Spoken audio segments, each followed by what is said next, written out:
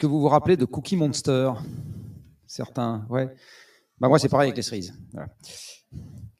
Me contrôle plus quand j'en vois. Pour être sûr qu'il n'y a pas eu d'erreur dans l'organisation de cet après-midi, qui dans cette salle n'a jamais vu une vidéo d'1 heure de ma pomme? Donc c'est parfait, donc c'était une très bonne idée de ne faire qu'un quart d'heure. Peut-être que pour chanter cette partie introductive, je ne vais même pas m'amuser à rappeler les enjeux, je vais peut-être insister sur le calendrier. Quand on a l'âge que j'ai, 2050, c'est quelque chose qui est... on se dit que bon, où on sera mort, où on en sera tellement proche que même si on y passe, c'est pas très grave. Pour une partie des gens qui sont dans cet établissement, 2050, ils n'auront même pas mon âge. Et on est en train de parler pour 2050 actuellement d'une élévation de température qui pourrait déjà dépasser les 2 degrés. Vous savez qu'actuellement, l'élévation de température planétaire est de l'ordre de 0,2 degrés par décennie, ce qui veut dire que comme on est à un peu plus d'1,2, les 1,5 au train où vont les choses seront morts dans 10 ans, on va les passer dans 10 ans. Et si on continue sur notre lancée, à supposer qu'on le puisse, je vais dire dans pas longtemps pourquoi, les 2 degrés, bah, vous voyez, 0,2 fois 2,5, c'est-à-dire 25 ans, on y sera quasiment en 2050. À 2 degrés, pour vous donner quelques ordres de grandeur quand même, vous avez 1 milliard de personnes sur Terre qui habitent dans un endroit où plus de la moitié de l'année à l'extérieur, c'est un hammam. Alors, je ne sais pas s'il y a des gens qui sont déjà allés au hammam ici. Oui, il y a des gens qui sont déjà allés au hammam. Moi, je n'y suis jamais allé, donc c'est pour ça que je pose la question. Vous savez que dans un hammam, on peut y rester, je ne sais pas combien de temps on y reste, il reste un quart d'heure, une demi-heure, en tout cas, on n'y reste pas la semaine. Or, les gens dont je parle, c'est-à-dire ceux qui habitent dans la bande équatoriale, là où il fait chaud et humide, à l'avenir, il pourrait faire tellement chaud et tellement humide que en fait, les conditions extérieures deviendront mortelles, même pour une personne en bonne santé, plus de la moitié du temps. Donc là, il y a 1 milliard de gens qui sont potentiellement concernés, à peu près vers 2050. Toujours à peu près vers 2050, à 2 degrés, vous avez 80 ou 90% de l'aire de répartition du hêtre en France qui a disparu. C'est-à-dire qu'il y a plein d'endroits où il fait trop sec, trop chaud, pour qu'on puisse encore trouver des hêtres. Comme on est dans une région ici, pas très loin des épicéas et des sapins, c'est malheureusement pareil en ce qui concerne ces espèces-là, qui n'aiment pas trop quand il fait extrêmement chaud. À 2 degrés, le pourtour du bassin méditerranéen a perdu 20% d'humidité des sols, au moins, parce que en fait, ces temps récents, vous pouvez voir que les mauvaises années, en fait, l'humidité des sols, elle diminue encore plus vite que la tendance moyenne. Toujours pour continuer à vous saper le moral, Copernicus, donc le réseau européen en ce qui concerne les observations météo, enfin le réseau climatique européen, a sorti des prévisions saisonnières là, pour cet été qui seront sans grande surprise un été plus chaud que la normale, bon ça ok. Malheureusement aussi, alors c'est beaucoup moins fiable en ce qui concerne les précipitations, mais pour le moment il voit plutôt un été plus sec que la normale. Alors comme on sort de 2 ans qui sont déjà plus secs que la normale, on n'a pas vraiment besoin de ça. En venant ici, l'un des avantages du train, c'est qu'on peut regarder par la fenêtre pour voir ce qui se passe. Donc, quand vous conduisez une voiture, c'est plus dur. Enfin, si vous pouvez regarder devant vous, mais sur le côté, c'est... Ouais. Et il y a maintenant un truc qui me traumatise un tout petit peu, c'est de voir la quantité d'arbres dont les branches sommitales sont sèches. Ceux d'entre vous qui n'étaient pas encore assez attentifs à ce genre de truc, je vous trouve un nouveau moyen de vous saper le moral. Mettez-vous le nez en l'air quand vous vous baladez dans un endroit où il y a des arbres et regardez la tête des arbres. S'ils ont les branches sommitales qui commencent à sécher, c'est qu'ils ne sont pas bien partis. C'est qu'ils sont en train de souffrir et qu'avec des conditions identiques prolongées longtemps ou plus sèches prolongées longtemps, ils finiront par y passer. Toujours à 2 degrés, la totalité des coraux tropicaux sont morts. Enfin, ou la quasi-totalité des coraux tropicaux sont morts. Et donc, vous avez une baisse très forte de la biodiversité marine, des captures de poissons possibles pour les gens qui en dépendent. Toujours à 2 degrés, vous avez également une très forte baisse de la biodiversité marine, parce que le réchauffement est quelque chose que les petites bêtes ne vont pas aimer dans l'océan. Vous avez déjà maintenant des vagues de chaleur, il y a en ce moment une vague de chaleur océanique, ceux d'entre vous qui suivent l'actualité, qui est raisonnablement hors norme dans l'Atlantique Nord. C'est-à-dire que quand vous allez sur les sites, je n'ai pas sorti de planche aujourd'hui, mais quand vous allez sur un site qui s'appelle Climate Reanalyzer, où vous regardez les séries temporelles les températures quotidiennes, année après année de l'Atlantique Nord, vous avez une bande, min-max, dans laquelle tout est à peu près concentré, et puis la température de cette année qui est 25% au-dessus du max précédent. C'est très très impressionnant, l'écart à la normale. Tout ça, c'est 2050 ou avant, ce que je viens d'évoquer. Donc on est en train de parler, donc il n'y a plus de génération future dans cette histoire. Il n'y a plus de génération future. En fait, des générations futures, il n'y en a plus depuis 1992. 92 s'il y a des tranches belges dans la salle. Parce qu'en 1992 déjà, vous aviez dans la Convention climat qui a été signée à Rio, le texte disant qu'il fallait s'occuper du sujet pour les générations futures. Donc si vous parlez des générations futures en 92, c'est que tous les gens qui naissent à partir de 93, ils font partie des générations futures. D'accord avec moi ? Je pense qu'il y a une petite partie de la salle qui est née après 93. Donc en fait, il n'y a déjà plus de générations futures. Il y a des générations présentes. Donc on n'est plus en train de s'occuper d'un problème qui va concerner les gens plus tard. On est en train de parler d'un problème qui concerne les gens tout de suite et qui va les concerner de plus en plus pour ceux qui sont vivants aujourd'hui. On ne parle même pas de ceux qui sont à venir, ceux qui sont vivants aujourd'hui. Du côté de l'énergie, c'est pareil. Les nouvelles ne sont pas beaucoup plus... Enfin, je veux dire, le défi n'est pas moins grand. Il y a des contraintes qui arrivent de tous les côtés. Il y a des contraintes qui arrivent sur les combustibles fossiles. On a sorti au Shift Project une analyse assez détaillée sur les approvisionnements possibles en pétrole et en gaz sous seule contrainte géologique de l'Europe. Qui, dans cette salle, en a pris connaissance? Ah oui, alors là, il y a beaucoup moins de gens, là.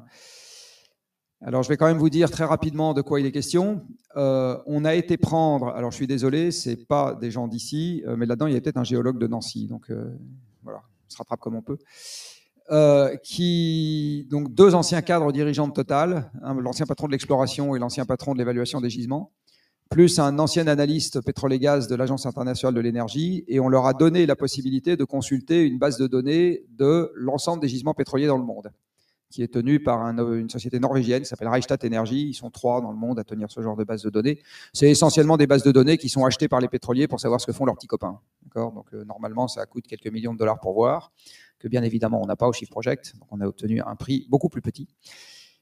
Et on a regardé à partir de cette base de données quelles étaient les perspectives d'approvisionnement sous seule contrainte géologique, je dis bien sous seule contrainte géologique, les perspectives de production, pardon, des 16 premiers fournisseurs de l'Europe, qui sont aussi les 16 premiers producteurs de pétrole dans le monde, hors Brésil et Canada.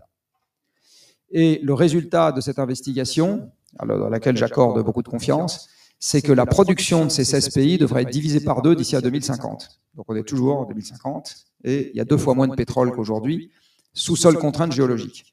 Alors le grand paradoxe, c'est que ce n'est pas encore assez de diviser par 2 si on veut bien s'occuper du climat, mais c'est suffisant pour mettre un énorme pastis dans l'économie mondiale, même si on ne s'occupe pas du climat.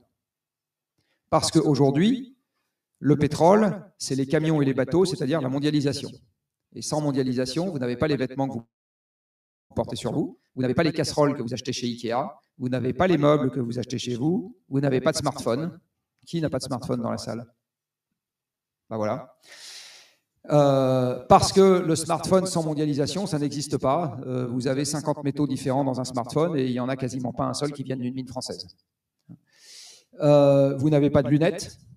Voilà. Il y a un certain nombre de gens, dont moi du reste, qui ont des lunettes dans cette salle. Les verres de lunettes ne sont pas fabriqués en France. Ils sont éventuellement usinés en France, mais ils ne sont pas fabriqués en France. Et quand ils sont fabriqués en France, ils ne le sont pas avec des matériaux français. D'accord. Vous mangez de la mondialisation. Aujourd'hui, l'agriculture travaille avec des engrais. Les engrais azotés sont faits avec du gaz. Le gaz n'est pas produit en France. L'agriculteur utilise un tracteur qui est fait en acier. L'acier est fait avec du minerai de fer. Le minerai de fer n'est plus en France. Il est réduit avec du charbon, métallurgique australien, etc. Donc on est dans la mondialisation jusqu'au cou. Et la décarbonation de l'économie sera également une démondialisation, de mon point de vue. Alors ça, c'est un truc qui est important, à mon avis, pour les écoles d'ingénieurs, parce que quand l'école a été créée, donc 1873, c'est ça 15, pardon, excusez-moi. Alors, en 1875, j'ai plus en mémoire, mais en 1800, l'économie mondiale tournait avec 9 métaux. Le fer, le cuivre, le zinc, le plomb, l'étain, le manganèse, j'en oublie 3, je ne sais plus lesquels, bon bref. Aujourd'hui, l'économie mondiale tourne avec les 92 éléments du tableau de Mendeleïev, c'est-à-dire qu'il n'y en a pas un qui n'est pas une application industrielle. Pas un.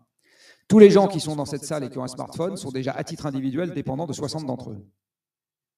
On ne saurait pas faire un smartphone en revenant aux 9 éléments manipulés en 1800. On ne saurait juste pas.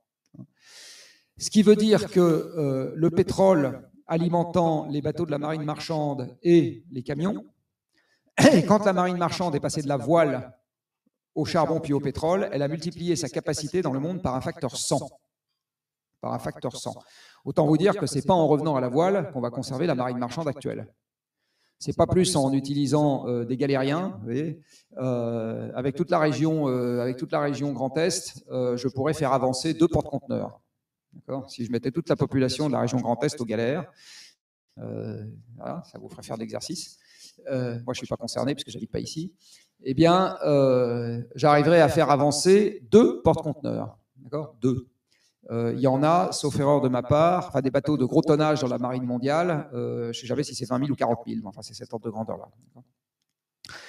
Donc, la décrue rapide de la production pétrolière est quelque chose qui va mettre cul par-dessus tête, de toute façon, une partie de l'économie mondiale. Et aujourd'hui, démondialiser l'économie, c'est extrêmement difficile. Tous les industriels qui sont dans cette salle dépendent d'une chaîne de valeur qui est mondiale par construction. Tous.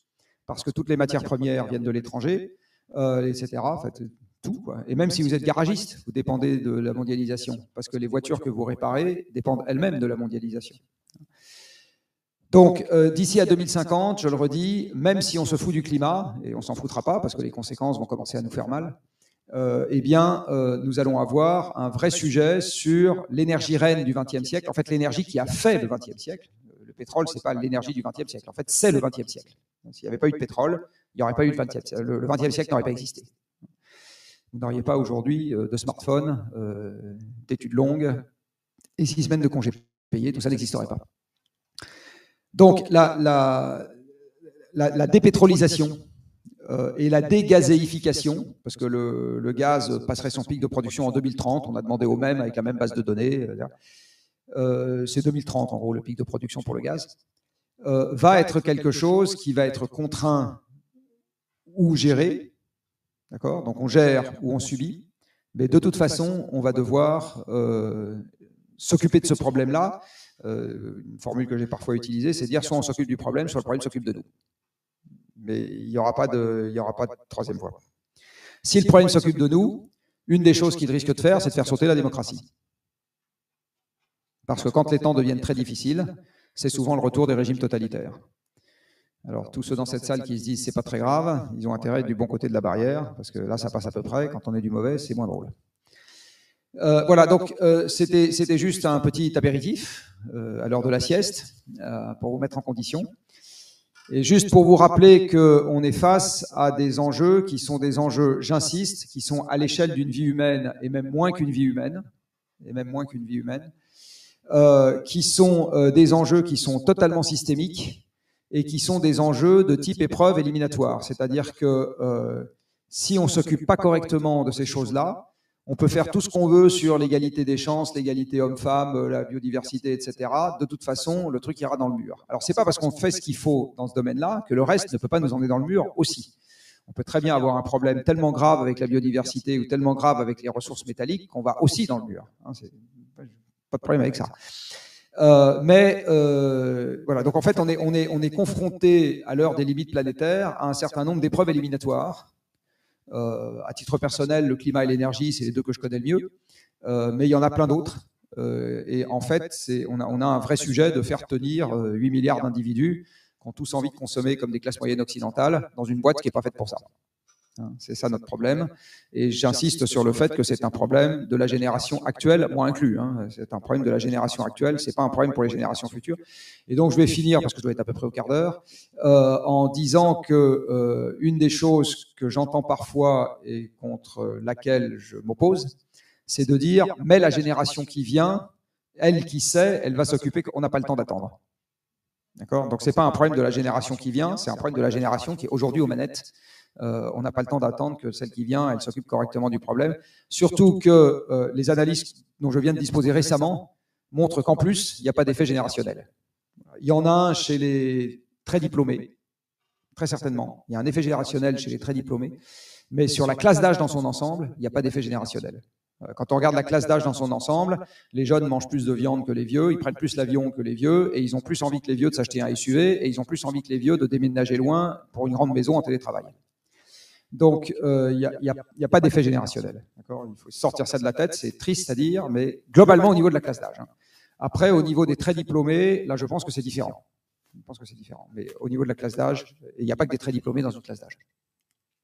Voilà, je m'arrête là pour l'introduction et maintenant j'ai compris qu'il fallait que je réponde aux questions s'il y a des questions.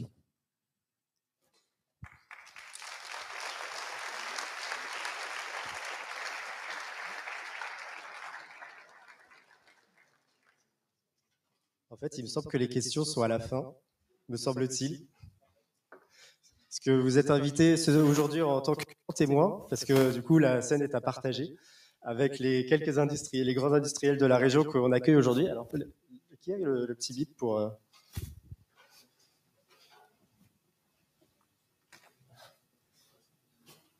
Merci beaucoup.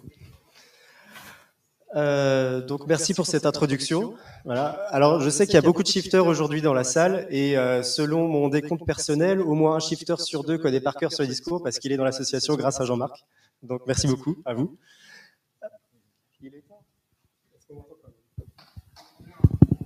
Oui. Mais du coup, je vous propose dès à présent d'accueillir maintenant la table ronde autour de 3 industriels. Donc je vais nommer Madame Anne Leitzgen pour le groupe Schmitt et Cuisinella, Monsieur Stéphane Faut en tant que président de Norcan et de SMR, et enfin Franck Charnet, qui travaille actuellement au groupe Cronenbourg. Et je dis actuellement, mais en fait ça fait une bonne trentaine d'années qu'il est dans la maison. Donc, désolé. Et enfin Dimitri Carbonel qui va être... ah non, et Jean-Marc. Dimitri Carbonel et Jean-Marc Jancovici qui vont... Donc Dimitri Carbonel qui est un shifter qui nous vient de Paris, impliqué au niveau national. Et bon, Jean-Marc, président fondateur de Carbone 4, mais je crois, et du Shift Project surtout, mais... pardon, excusez-moi. Associé Carbone 4 et président du Shift Project. Je me suis laissé embarquer. Et je propose de faire la big review juste après. Désolé. Alors, merci. Merci à vous d'être présents. Alors, petite anecdote, à Carbonel, il y a 2 N à mon nom, mais évidemment, le problème, c'est que de plus en plus de personnes se trompent parce qu'évidemment, Carbone, on pense toujours à un seul N. Bon, ça, c'est pour la petite anecdote. Ce que je vous propose, c'est justement peut-être de faire un mot d'introduction sur qui vous êtes, que ce soit Anne, Stéphane, Franck, parce que vous êtes dans des entreprises différentes, Schmitt, Norcan et puis Cronenbourg. Je vous laisse donner quelques mots d'introduction pour vous présenter d'abord. Ah oui, le micro.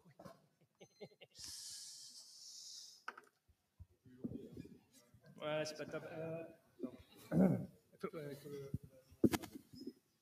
désolé. Sinon, prends le mien. Bonjour à tous, je m'appelle Franck Charnet, je représente aujourd'hui les brasseries Cronenbourg et donc je m'occupe de développement durable pour la brasserie depuis quelques mois. Ça fait plus de 30 ans que je travaille pour la brasserie dans des fonctions de développement, de production, de maintenance et beaucoup de supply chain. Et donc je suis ravi d'être avec vous aujourd'hui. Et par ailleurs, je suis insalien, mais comme l'a fait remarquer le directeur de l'INSA de Strasbourg, nul n'est parfait, je viens de Lyon.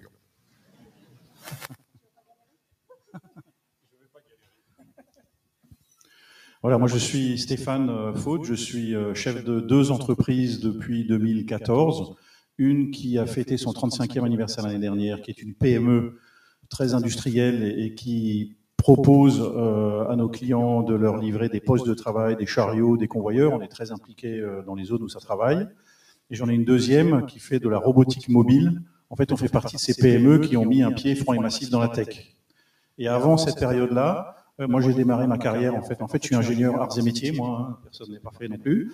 J'ai démarré ma carrière en tant qu'ingénieur propulsion chez Airbus, donc voilà, en l'air. Ensuite j'ai fait quasiment 20 ans dans les trains et j'ai dirigé des usines de trains chez Bombardier et chez Alstom. Et ensuite je suis descendu sous l'eau parce que j'ai dirigé le centre naval de Naval Group à Cherbourg qui fabrique des sous-marins nucléaires. Donc je suis toujours allé plus profondément, je me suis enfoncé en fait. Voilà. Oui, bonjour, moi je m'appelle Anne Leisgen, je travaille pour une entreprise qui s'appelle Schmidt Group, vous connaissez peut-être sous nos marques Schmidt et Cuisinella. Donc c'est un bon concurrent d'IKEA qui fabrique en France, pour ceux qui veulent faire un joli projet chez eux. Alors moi je dois peut-être être la seule à pas être ingénieure dans la pièce, donc j'ai pas fait l'INSA, que j'ai côtoyé pendant pas mal de temps avec grand plaisir, et j'ai pas du tout bossé dans l'industrie avant d'être chez Schmidt Group, j'ai bossé dans des agences de com, donc j'ai essayé de faire vendre des trucs inutiles à des gens qui n'en ont pas besoin. Donc c'est un bon sujet dont on pourrait parler d'ailleurs, sur la réglementation, voilà, et je suis active aussi notamment dans des réseaux type Action ou CAC 0, dans des écosystèmes locaux, nationaux, les éclaireurs de couvert, des choses comme ça, parce que c'est des conditions renverser la table à plusieurs, beaucoup plus simplement que dans nos petits écosystèmes d'entreprise. Donc c'est un sujet qu'on évoquera aussi aujourd'hui. Donc effectivement, moi de mon côté, Dimitri Carbonel, donc à la fois j'interviens sur toute la partie conférence Teach the Shift, auquel vous pouvez... Oh là, carrément. Elle est fruits. Attends, on va peut-être pas mettre ça au beau milieu du... Non, mais on n'a pas réussi à avoir des fruits, donc c'est l'occasion ou jamais. Voilà, ouais. Donc c'est à la bonne franquette, tant mieux. Et puis j'interviens aussi sur la partie. Alors on va commencer. Jean-Marc le disait, c'est bien. Heureusement il y a de la bonne humeur parce qu'après ce qu'il nous a raconté au début, on avait plutôt le moral au plus bas. Maintenant c'est bon, avec des fruits on retrouve le sourire. On a vu effectivement que d'une part, il y a une vraie problématique énergétique, donc se pose la question de l'atténuation, comment on peut atténuer notre impact, ce qui est d'ailleurs comme bénéfice de pouvoir moins dépendre. Et je vais commencer par cette question donc à vous. Où est-ce que vous en êtes, parce que c'est un premier point de départ en termes de mesures, où est-ce que vous en êtes en termes de bilan carbone, ou de savoir où est-ce que vous avez le plus d'impact en termes donc d'émissions, mais pas uniquement sur votre propre périmètre, mais aussi en amont et en aval, ce qui n'est pas toujours très simple. Puis peut-être expliquer les difficultés que vous avez par rapport à ça. Alors nous, on avait tenté de faire un bilan carbone il y a pas mal d'années. On avait fini par laisser tomber parce qu'on n'était pas bon, on n'avait pas réussi. Et on s'y est remis en 2019. On a fait un premier bilan carbone scope 1 et 2. Et en 2020, on a décidé d'en faire un scope 3. Et on a été hyper surpris des résultats, comme beaucoup de boîtes qui le font, je pense. On était pas juste par rapport au volume qu'on peut émettre, mais par rapport à la proportion entre scope 1, 2 et scope 3, puisque le scope 1, 2, c'est à peu près 2%, je crois, de nos émissions, et 98, c'est le scope 3. Donc, on aurait pu se faire plaisir longtemps avec le 1 et 2, donc on est bien content d'avoir fait le 3. Et alors les difficultés qu'on a eues, c'est de récolter des données, c'est de la fiabilité des données, donc c'était un premier exercice qu'on va refaire évidemment pour voir l'évolution, la tendance, mais pas évident. Et surtout, le vrai sujet, c'est surtout qu'est-ce qu'on en fait. Il y a l'air de marcher maintenant.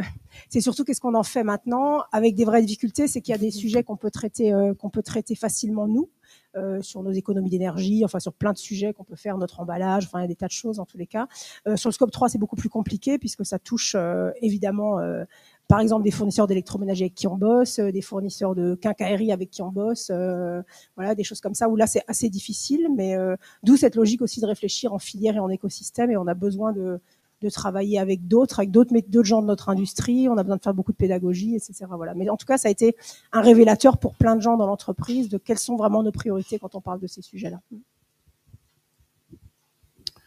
Voilà, donc nous, en fait, on a commencé dans les années 2020 par un petit bilan écoflux qui a été fait par l'ADEME à l'époque et qui était vraiment centré sur les flux de déchets, les flux d'eau, l'énergie, et puis aussi les flux de matière qu'on achète. Et on a fait un plan d'action suite à ça qui était vraiment très centré sur nous-mêmes. En termes d'énergie, on a essayé de baisser nos consommations, donc on a isolé nos toitures, on a mis des LED partout, on a remplacé tous les luminaires de nos ateliers par des LED. Et puis on a aussi commencé à travailler sur nos matières, aux achats. Ça, on a fait ça donc en 2020. On a aussi fait avec le comité de direction, les membres du board, une fresque du climat, c'était très intéressante. Et là, on a décidé d'enclencher, la deuxième sur le sujet. On s'est d'ailleurs doté d'une ressource expérimentée dans le domaine de la RSE. On a décidé d'organiser un vrai bilan carbone qui va avoir lieu là dans les prochaines semaines, et effectivement jusqu'au scope 3. et on veut avoir un vrai plan d'action avec des indicateurs, même si on commence, parce que c'est compliqué, hein, mais même si on commence petit, on veut absolument avoir une feuille de route claire qui se drive par des indicateurs pour apporter notre part. Ce qu'on a fait aussi, c'est qu'on a incité nos gens à la voiture électrique, on a mis des bornes électriques dans l'usine, et en fait, on a un système de cartes qui marche vraiment très bien, hein. Les gens peuvent venir se fournir, recharger leur voiture à l'usine. Voilà. Oui, ou peut-être je voulais en rebondir vis-à-vis de Jean-Marc par rapport à ça.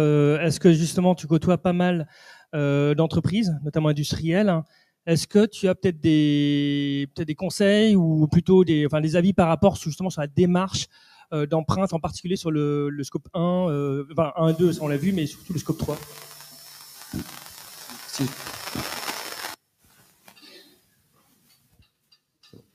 Si je réponds à la question, ça veut dire que Cronenbourg n'a rien à dire sur l'empreinte carbone, si? Si, on va Je peux tenir 1 heure. Non, mais moi j'ai déjà parlé tout à l'heure. La difficulté qu'il y a eu au moment où le bilan carbone a été mis au point, c'est qu'il y a eu 2 démarches qui ont eu lieu en parallèle l'une de l'autre. La censure. Il y a eu 2. 1, 2, 1, 2. Allô. Ah.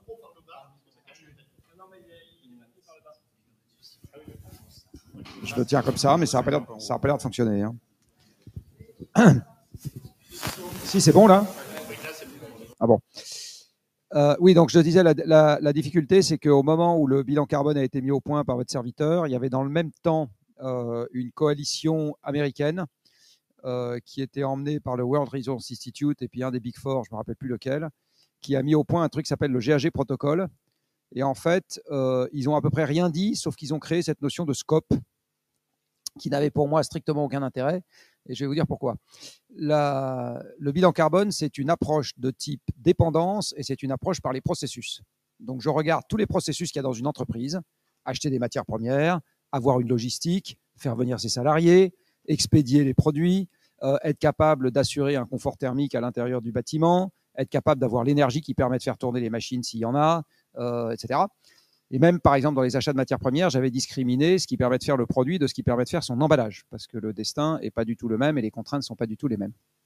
La raison pour laquelle j'avais raisonné par processus, elle est double. La première, c'est parce que tout processus dans une entreprise, il y a une personne pour le gérer. À partir du moment où le processus est nécessaire à l'entreprise, il y a une personne pour le gérer. Une personne qui s'occupe de la logistique, il y a une personne qui s'occupe du fait que les gens viennent au travail, à la RH, etc. Et donc, à partir du moment où il y a une personne pour gérer le processus, il y a une personne que vous pouvez mettre en responsabilité si vous avez l'intention de changer quelque chose. Et le deuxième élément, c'est que dans cette affaire, le bilan carbone était un lien de dépendance aux émissions. Donc, je me contrefoutais de savoir si les émissions étaient juridiquement la propriété ou pas de l'entreprise. À partir du moment où elle en dépend, il y a à la fois un facteur de risque et un facteur d'opportunité. Le facteur de risque, c'est si les émissions chez les autres ne sont plus faisables, par exemple, j'ai besoin d'un fournisseur d'acier, et dans le pays où est le fournisseur d'acier, on commence à faire des misères aux gens qui émettent du CO2. Et à ce moment, je vais en voir la traduction dans mon entreprise, même si je n'ai pas la propriété juridique des émissions correspondantes. Et à l'inverse, il peut y avoir une opportunité. Par exemple, je vends des produits qui émettent du CO2 à l'usage, typiquement des cuisinières, parce que si elles sont à gaz, elles émettent directement, si elles sont électriques, indirectement avec la production électrique. Et à ce moment, le fait que j'en dépende crée une opportunité si j'arrive à trouver des produits qui émettent moins à l'usage. Parce que comme ça, je me dis, si jamais il y a une contrainte mise à l'émission de CO2, c'est exactement ce qui est en train de se passer avec les voitures électriques, hein, c'est typiquement ce genre de raisonnement, je serai mieux positionné avec mes produits qui émettent moins si jamais il y a une contrainte sur les émissions côté consommateur. Donc en fait, le bilan carbone, d'entrée de jeu, c'est une approche par processus, risque et opportunité. Le GHG Protocol, comme il s'était mis à 40 autour de la table avant de décider ce qu'ils allaient faire, il s'est passé ce qui se passe partout dans un groupe humain quand d'abord vous vous réunissez et ensuite vous vous demandez ce que vous allez faire. Ça vaut pour le choix du restaurant comme ça vaut pour le choix d'une méthode. C'est qu'au bout de 2 heures, vous n'avez toujours pas décidé. Bon. Et c'est exactement ce qui s'est passé. Donc ils ont décidé que d'un truc, c'est on va faire scope 1, 2 et 3. Voilà, ils ne savaient toujours pas. Alors scope 1, c'était les émissions directes de l'entreprise. Scope 2, les émissions de l'électricité et de la chaleur qu'elle achète. Et scope 3, tout le reste. Voilà. Mais il n'y avait pas d'autre logique à ça. ou plus exactement, il n'y avait qu'une logique vaguement juridique. C'est-à-dire, scope 1, c'est ce qui est à moi, et scope 2 et 3, c'est ce qui est aux autres, mais ça ne vous dit toujours pas ce que vous en faites.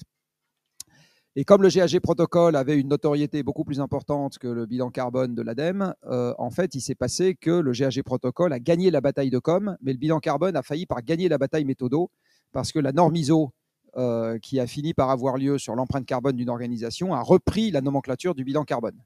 Et du reste, le GHG protocole qui participait au groupe de discussion à l'ISO a piqué la nomenclature et en a fait le GHG protocole supply chain, qui reprend très exactement la nomenclature du bilan carbone, mais qui était une approche fondamentale. Alors, pourquoi je vous dis tout ça? Parce que ça veut dire que de ne faire que le scope 1 et 2, en fait, c'est quelque part s'arrêter au milieu du gué, c'est-à-dire respecter une logique qui n'a pas de sens, qui est une logique juridique de propriété des émissions. Mais en fait, si je raisonne, moi, en termes de risque et d'opportunité, ce qui est le raisonnement qu'on doit normalement avoir dans une entreprise, en fait, il n'y a pas de raison de s'arrêter au scope 1 et 2, sauf à rentrer dans une bataille qui est c'est vos émissions, donc vous êtes coupable si elles sont grosses. Mais voilà, mais, ok, mais ça ne dit toujours pas grand-chose sur ce qu'on doit faire. On peut avoir de très grosses émissions directes et avoir du mal à les réduire, de très petites émissions directes et être extrêmement dépendant des émissions indirectes. Si vous avez une boîte qui fait des repas véganes livrés à vélo pour une compagnie aérienne, votre scope 1 et 2, je suis sûr qu'il n'est pas gros, et vous êtes dépendant jusqu'au coût du pétrole. Donc, le fait de ne pas regarder le scope 3, c'est quelque chose qui... voilà, on a perdu beaucoup de temps avec ces histoires de scope qui a été mis au point par le GHG protocole. C'est un peu dommage. Alors, j'en fais pas une affaire j'ai pas de problème d'ego dans cette histoire, hein. Mais je réinsiste sur le fait que le bilan carbone est une approche par processus et avec une vocation opérationnelle, puisque dès qu'on a des processus, on a des gens pour s'en occuper. Alors, je vais reprendre par toi, Franck. Justement, en termes de levier, tu as certainement fait effectivement aussi un bilan carbone, scope 1, 2 et 3. Quels ont été les leviers les plus faciles et peut-être les leviers aussi ou les domaines qui sont les plus compliqués, les plus difficiles à faire bouger au sein de Cronenbourg? Alors, je vais essayer modestement d'illustrer le propos. Donc, nous avons évalué nos émissions carbone sur l'ensemble de nos 3 scopes. La brasserie, je ne sais pas si vous la connaissez, au Bernay, on a un centre de production unique en France. 6 millions d'hectos, c'est seulement 8% de nos émissions carbone, alors que c'est une bière sur 4 bu en France, et c'est seulement 8% de nos émissions. Le reste, eh bien, c'est le scope 3, avec principalement le packaging. Même si on a un packaging très vertueux sur la partie CHR avec les fûts, on utilise en France beaucoup de bouteilles à usage unique, et donc ça pèse très lourd, 59% de notre empreinte carbone. Ensuite, c'est l'agriculture, 17%. Ensuite, les transports, 14%, même si on a un transport par train très développé sur notre brasserie. Et voilà pour nos enjeux et là où sont nos émissions. Je ne sais pas si Anne ou Stéphane, vous aviez aussi soit des champs, vous voyez que c'était assez facile, ou inversement compliqué effectivement à faire bouger. En fait, tout ce qui est... consommation d'énergie, toutes ces choses-là, je trouve que dans nos entreprises, c'est quand même relativement facile. Moi, je trouve que ce qui est compliqué, qui amène des injonctions vraiment contradictoires, c'est l'économie mondiale. En fait, quand on a une boîte, on est en face de concurrents. Et moi, je vois qu'il y a des endroits, des sociétés, des grands groupes qui continuent à fonctionner comme avant. Voilà, qui regardent le prix et ils s'en tapent complètement de d'où ça vient, de l'empreinte carbone et de tout ça. Et je crois que c'est ça le plus dur à faire, et ça va être très très dur, hein, parce que nous on essaye de faire des choses et des fois on est confronté à des décisions qu'on comprend même pas tellement c'est fou, parce que je sais pas comment gérer ça, hein, ces injonctions contradictoires là qu'on a, c'est compliqué, très compliqué même. Alors Anne, est-ce que là aussi il y a peut-être des points parce qu'effectivement on fait face effectivement de plus en plus d'injonctions contradictoires, hein, c'est peut-être à voir comment effectivement on peut le gérer par la suite, peut-être l'État. Enfin, vas-y. Alors, nous dans les sujets qui nous coûtent beaucoup en carbone, il y a l'usage des produits et notamment des produits électroménagers qu'on vend, puisqu'on vend une cuisine, on vend en général l'électroménager avec. Et donc, on a des sujets assez intéressants sur lesquels on peut travailler sur, évidemment, des produits moins énergivores, mais aussi de dire, si je n'achetais pas de nouveaux produits, et si je proposais des produits recyclés, et si je les réparais davantage, etc. Donc, on a beaucoup de sujets qu'on travaille sur la recyclabilité, la réparation, etc. Et donner une nouvelle vie à ces produits, y compris des produits meubles, etc. Voilà. Après, je reviens peut-être sur les injonctions contradictoires. Un des sujets, je trouve, sur lesquels on essaie de bosser, c'est comment est-ce qu'on mobilise les équipes et internes et nos clients, nos partenaires sur tous ces sujets liés aux enjeux de carbone. Et parce que c'est un vrai sujet, c'est-à-dire que mobiliser les équipes, mobiliser nos équipes sur tous ces sujets, on évite dans des débats qui sont est-ce que tu veux de la décroissance ou est-ce que tu veux sauver l'entreprise. Enfin, on évite sur ces débats qui n'ont pas de sens. Donc, c'est d'essayer de garder des messages motivants pour les équipes en disant justement ça relève des tas d'opportunités aussi intéressantes, de dire que si on doit croître c'est parce qu'on doit remplacer quelque chose qui est moins vertueux, etc. Enfin, d'essayer d'amener des logiques un petit peu différentes et ça prend du temps, mais c'est aussi une façon, on essaie de trouver des façons positives d'amener le sujet, sinon on peut très vite être dans l'inaction parce qu'on se dit oui mais si je fais ça il y a un truc tellement énorme à côté, ça sert à rien, et puis mes concurrents asiatiques ou allemands ils font de toute façon de la merde, alors à quoi ça sert que j'essaie d'être vertueux, etc. Donc on essaie de pas rentrer dans ce débat, mais d'être plutôt mobilisateur sur des choses positives en fait. Jean-Marc, justement, parce que on fait face donc à on voit ces injonctions contradictoires qui d'un côté, il faut croître ou au moins en tout cas générer un minimum de chiffre d'affaires et surtout de rentabilité. Puis de l'autre côté, on doit avoir un impact en termes environnemental. Comment concilier justement les deux et quelles sont les expériences que tu as par rapport à ça? C'est des injonctions qui existent partout et il faut voir que toute entreprise est un projet de conquête. Non, mais toute entreprise est un projet de conquête. Donc, d'envisager une contraction de sa propre activité, c'est un truc qu'on n'aime jamais faire. Parce qu'à partir du moment où on peut pas à la fois dire faut que les gens ils soient contents de travailler dans leur entreprise, fiers de leur entreprise, aimer le produit qu'ils font, etc. et leur dire derrière et vous allez en faire de moins en moins. Il y a quelque chose de fondamentalement antagoniste là-dedans. Donc malheureusement, il n'y a pas tellement d'autres solutions si on doit faire une mutation à large échelle que dire qu'il va y avoir des gagnants et des perdants, que les perdants, il faut savoir à l'avance qui c'est, il faut savoir qu'ils vont perdre, et il faut être capable de les traiter. C'est exactement ce qui s'est passé historiquement quand il y a eu des grandes réorientations. Alors si on regarde l'économie à large échelle, où sont les gagnants, où sont les perdants si on se lance à fond dans la décarbonation? Les gagnants sont plutôt du côté des gens qui s'occupent des infrastructures, parce qu'il va falloir qu'on investisse considérablement plus pour refaire tout un tas de trucs qui ont été soit faits de travers, soit qu'il faut compléter, qu'il s'agisse des logements, des réseaux de transport, du système électrique, etc. Et malheureusement, pour mes voisins de gauche, les perdants sont plutôt du côté des biens de consommation, parce que à partir du moment où on peut pas travailler 2 fois la même heure ou dépenser 2 fois le même euro, si on met plus de force de travail et plus de moyens économiques dans la transformation ou la réfection des infrastructures, on en mettra nécessairement moins dans la production de chaussettes et de bière. Voilà. À l'arrivée, ça doit boucler, quoi. Voilà. Alors après, là où on a donc ça c'est le truc un peu large. Je vais finir par le problème très pratique qui a été posé sur la question de la concurrence mondiale, parce que ça c'est quand même un énorme sujet.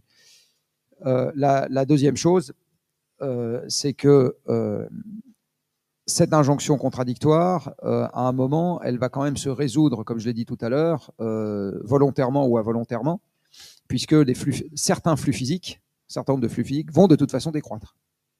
D'accord ? Donc, il n'y a pas tellement d'état d'âme à avoir sur est-ce qu'il faut souhaiter ou pas souhaiter la décroissance. Déjà, on souhaite la décroissance des émissions de CO2, qui est un flux physique.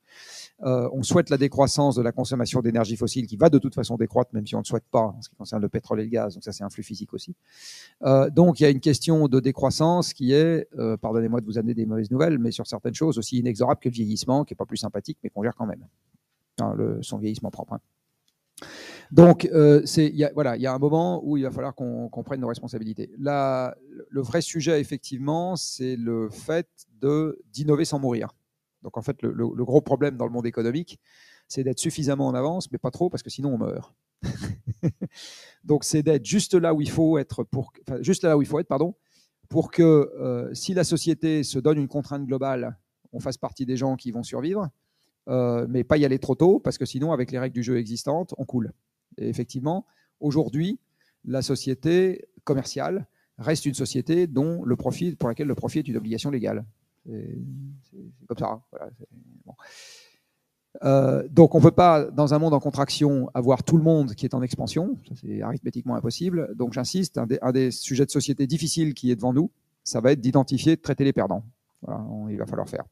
Alors dans une société, étant moi-même actionnaire, je peux le dire, il y a deux choses distinctes. Il y a l'actionnaire et le salarié. Le perdant important à traiter, c'est le salarié. L'actionnaire, s'il a bien lu le contrat avec les petites lignes, il a compris qu'il pouvait toujours tout perdre à tout moment. Donc il perd, et c'est la vie. Voilà. Je le dis en étant actionnaire moi-même. Donc, voilà, les deux sont très, très différents. Et ce qu'il est vraiment très important de traiter, c'est les gens qui ont besoin de ce revenu pour vivre. Voilà, il faut être très attentif à ça, mais il va y avoir des perdants. On a déjà su traiter des perdants dans notre pays. C'est jamais très drôle, hein, mais voilà, les gens qui étaient dans le charbon, les gens qui étaient dans, enfin voilà, il y a eu un certain. Et on a traité énormément de perdants sur les 60 dernières années, qui sont les agriculteurs. Les agriculteurs représentaient un tiers de la force de travail dans ce pays en 1945. Aujourd'hui, c'est 1,5%. D'accord ? Donc voilà. Je ne sais pas si ça a été très drôle ou pas très drôle pour eux. Aujourd'hui, ils font, enfin, leurs descendants font autre chose. Ou ils font autre chose. Bah, il va falloir que, de nouveau, à l'échelle d'une génération, il y ait des grands déplacements dans les types d'emplois, et c'est un truc qui doit s'organiser.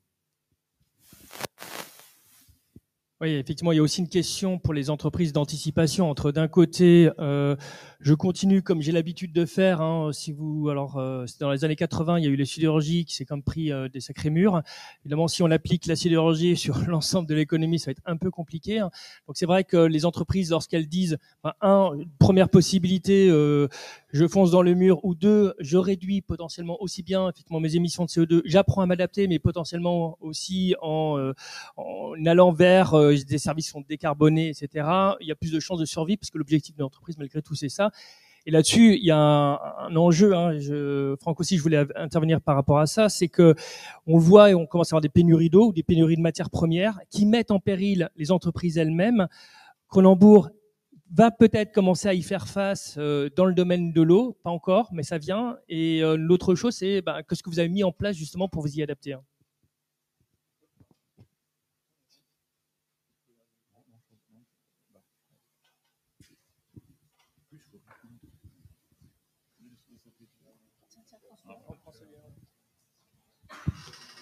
Par rapport à l'ensemble des ressources, mais on est comme tout le monde, hein, confronté à une limite.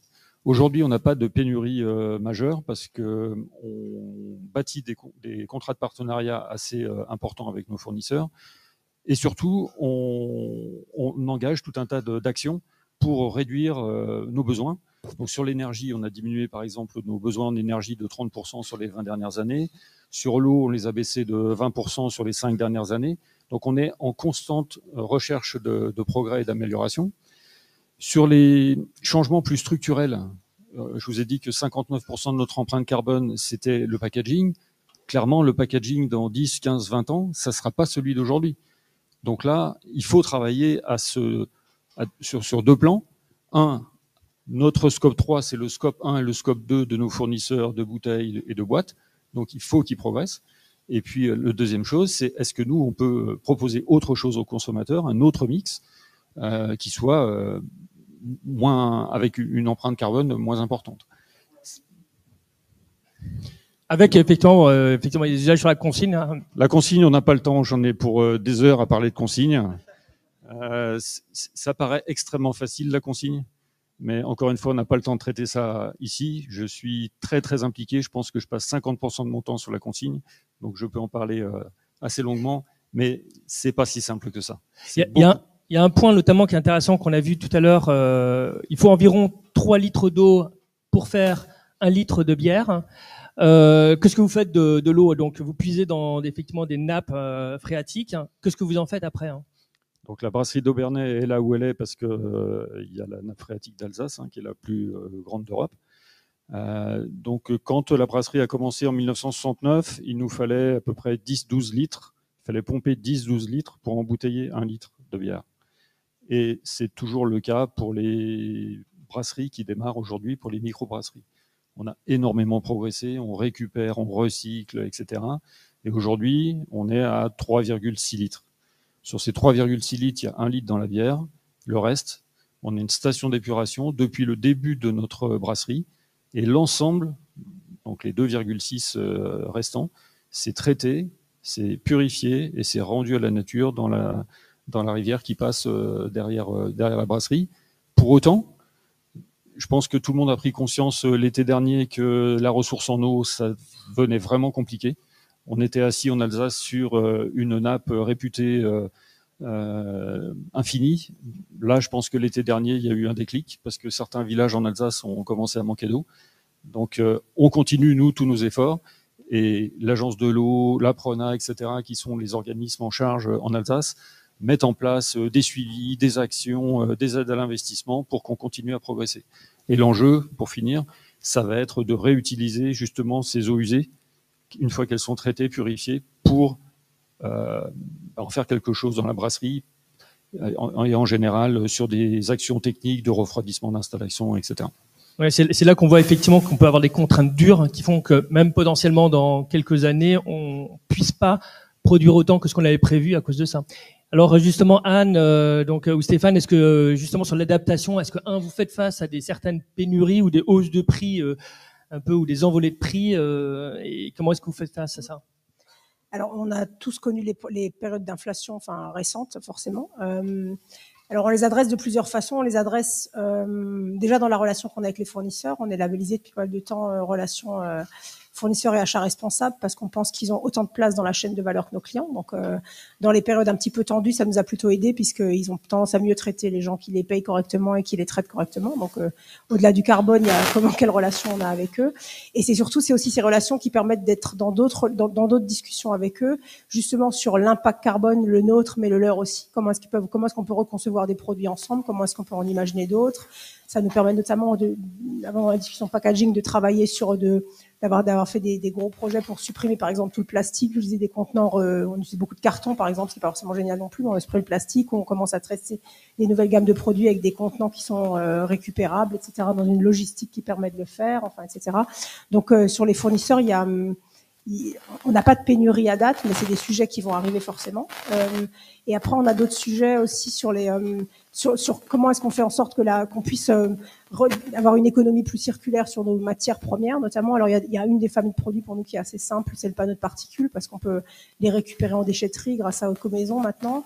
Et ils sont récupérés par des fabricants de panneaux qui sont proches, qui sont d'ailleurs pas très loin de nos usines, puisque nous on fabrique uniquement sur commande, donc on n'a pas de fournisseurs qui viennent de l'autre bout du monde, forcément. Et donc ces fabricants-là peuvent récupérer dans les déchetteries et reproduire du panneau. Donc on commence à avoir des familles de produits où on arrive à avoir un cycle un peu plus vertueux. C'est plus difficile sur tout ce qui est acier, métal, etc., ou notamment électroménager, comme j'évoquais tout à l'heure, où on peut travailler sur d'autres sujets, quoi. Voilà.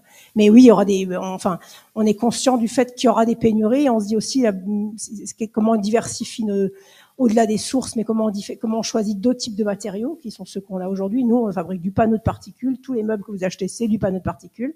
Donc demain, il y a une rupture là-dessus, vous arrêtez. Donc on est obligé de toute façon, basiquement, de modifier ça. Mais pour revenir à ce que vous évoquiez, la contrainte. De toute façon, il n'y a que par la contrainte que ça bougera, je pense. Alors que ce soit la contrainte qu'on se fixe en interne, qui peut être une contrainte coût, une contrainte d'émission de carbone, une contrainte, peu importe, ou une contrainte réglementaire. Et dans beaucoup de sujets, c'est aussi ça qui fera bouger la donne, je pense. On n'y arrivera pas tout seul, quoi. Voilà. Donc c'est important ça.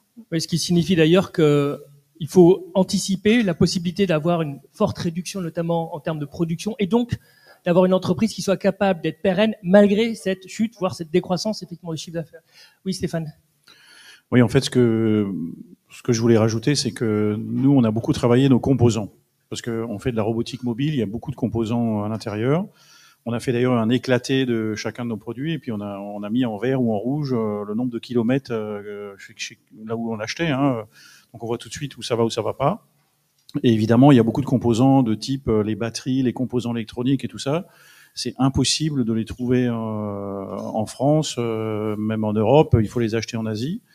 Moi, je crois beaucoup en l'Europe et je crois beaucoup aux collaborations intra-européennes. Je pense que c'est une des clés de notre salut aussi. Je trouve qu'en Europe, on est extrêmement naïf sur ce qui se passe en termes d'économie. J'ai des exemples de collaboration avec des sociétés, avec d'autres sociétés. Je pense que en ce moment, il faut s'ouvrir.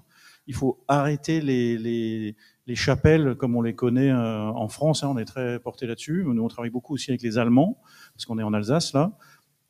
je pense qu'il faut travailler ces collaborations, il faut s'ouvrir sur d'autres sociétés, il faut essayer d'en spécialiser certaines et de faire revenir en fait l'industrie globalement en Europe un peu complète, alors qu'il y a beaucoup de choses qui sont parties très très loin et que c'est plus possible aujourd'hui. Donc moi je crois beaucoup en l'industrie. De toute façon, je suis un industriel dans l'âme depuis toujours. Il n'y a qu'à regarder autour de vous d'ailleurs. Hein, tout ce que vous avez autour de vous a été fabriqué quelque part par l'industrie. Et je pense que c'est le seul salut de collaborer et de travailler ensemble. Oui, et puis si on prend l'exemple, je pense que vous êtes comme pas mal dépendant des semi-conducteurs et là c'était à Taïwan notamment, il y a eu un certain nombre de sécheresses qui ont fait que comme on a besoin de beaucoup d'eau pour produire des semi-conducteurs, ça a exacerbé effectivement les pénuries. Il se pose évidemment aussi la question de l'économie circulaire, sans doute de se dire est-ce qu'il y a moyen, par exemple sur le matériel qui est détérioré, de pouvoir récupérer quelques éléments pour pouvoir le réintégrer. C'est ce que vous faites notamment pour vous. Alors juste un point, je veux bien que si quelqu'un me dit combien de minutes il nous reste, parce que comme j'ai pas de montre avec moi, vous me le dites. Lorsqu'il restera 5 minutes, un petit top, ça me va bien. Autre point aussi, c'est au niveau du territoire. Est-ce que parce que justement, tant qu'à faire, autant faire des choses si possible de manière assez proche. Est-ce qu'il y a moyen ou pas de créer des réseaux entre les différents territoires et en quoi ça peut peut-être vous aider justement pour éviter de commencer à s'approvisionner à l'autre bout du monde. Je ne sais pas si d'ailleurs Jean-Marc, tu voulais donner quelques éléments là-dessus. Ouais. L'enseignement étant un long rabâchage, je vais répéter un truc que j'ai dit tout à l'heure. Encore une fois, on n'est plus en 1800 où l'économie mondiale fonctionnait sur 9 métaux. Aujourd'hui, toute l'économie fonctionne. Une question que je peux poser, par exemple, pour tous les gens qui ont une entreprise dans la salle, qui pourrait faire tourner sa boîte sans informatique? Bon. Comme dans un système informatique, il y a 60 métaux, vous êtes tous dépendants d'au moins 60 métaux. Voilà, déjà. Comment est-ce qu'on fait pour relocaliser en France la production des métaux en question? On ne le fait pas. Parce qu'il n'y a pas les mines.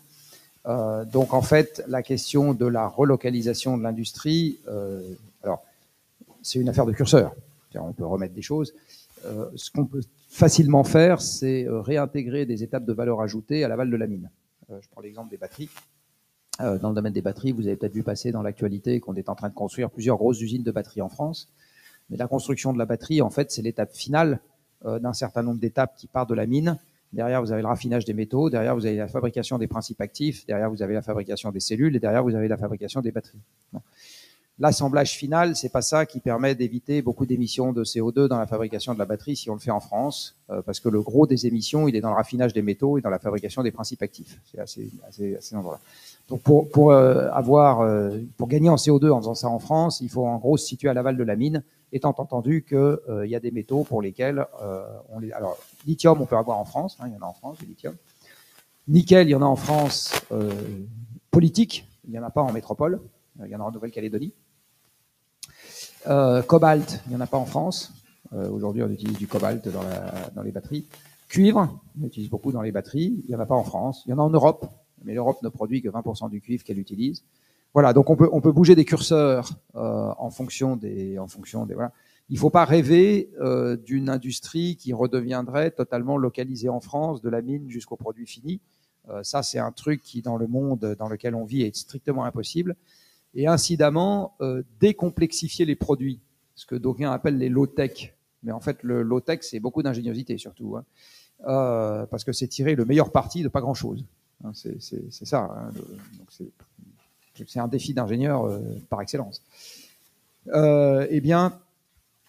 C'est notamment être capable d'imaginer une façon de fonctionner qui nous rende moins dépendants d'un certain nombre de ressources qui sont dans des endroits où on maîtrise absolument pas ce qui se passe.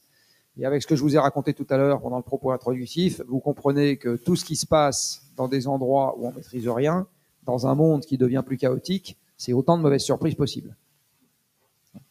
Donc on a intérêt, à l'avenir, à décomplexifier les produits qu'on fait et à intégrer un maximum d'étapes de valeur ajoutée chez nous, et ça, c'est pas du tout incompatible avec une forme de sobriété. Tout ça est parfaitement compatible. Je peux donner quelques exemples, parce qu'on a la chance, nous, avec la bière, de pouvoir travailler peut-être plus en local que vous.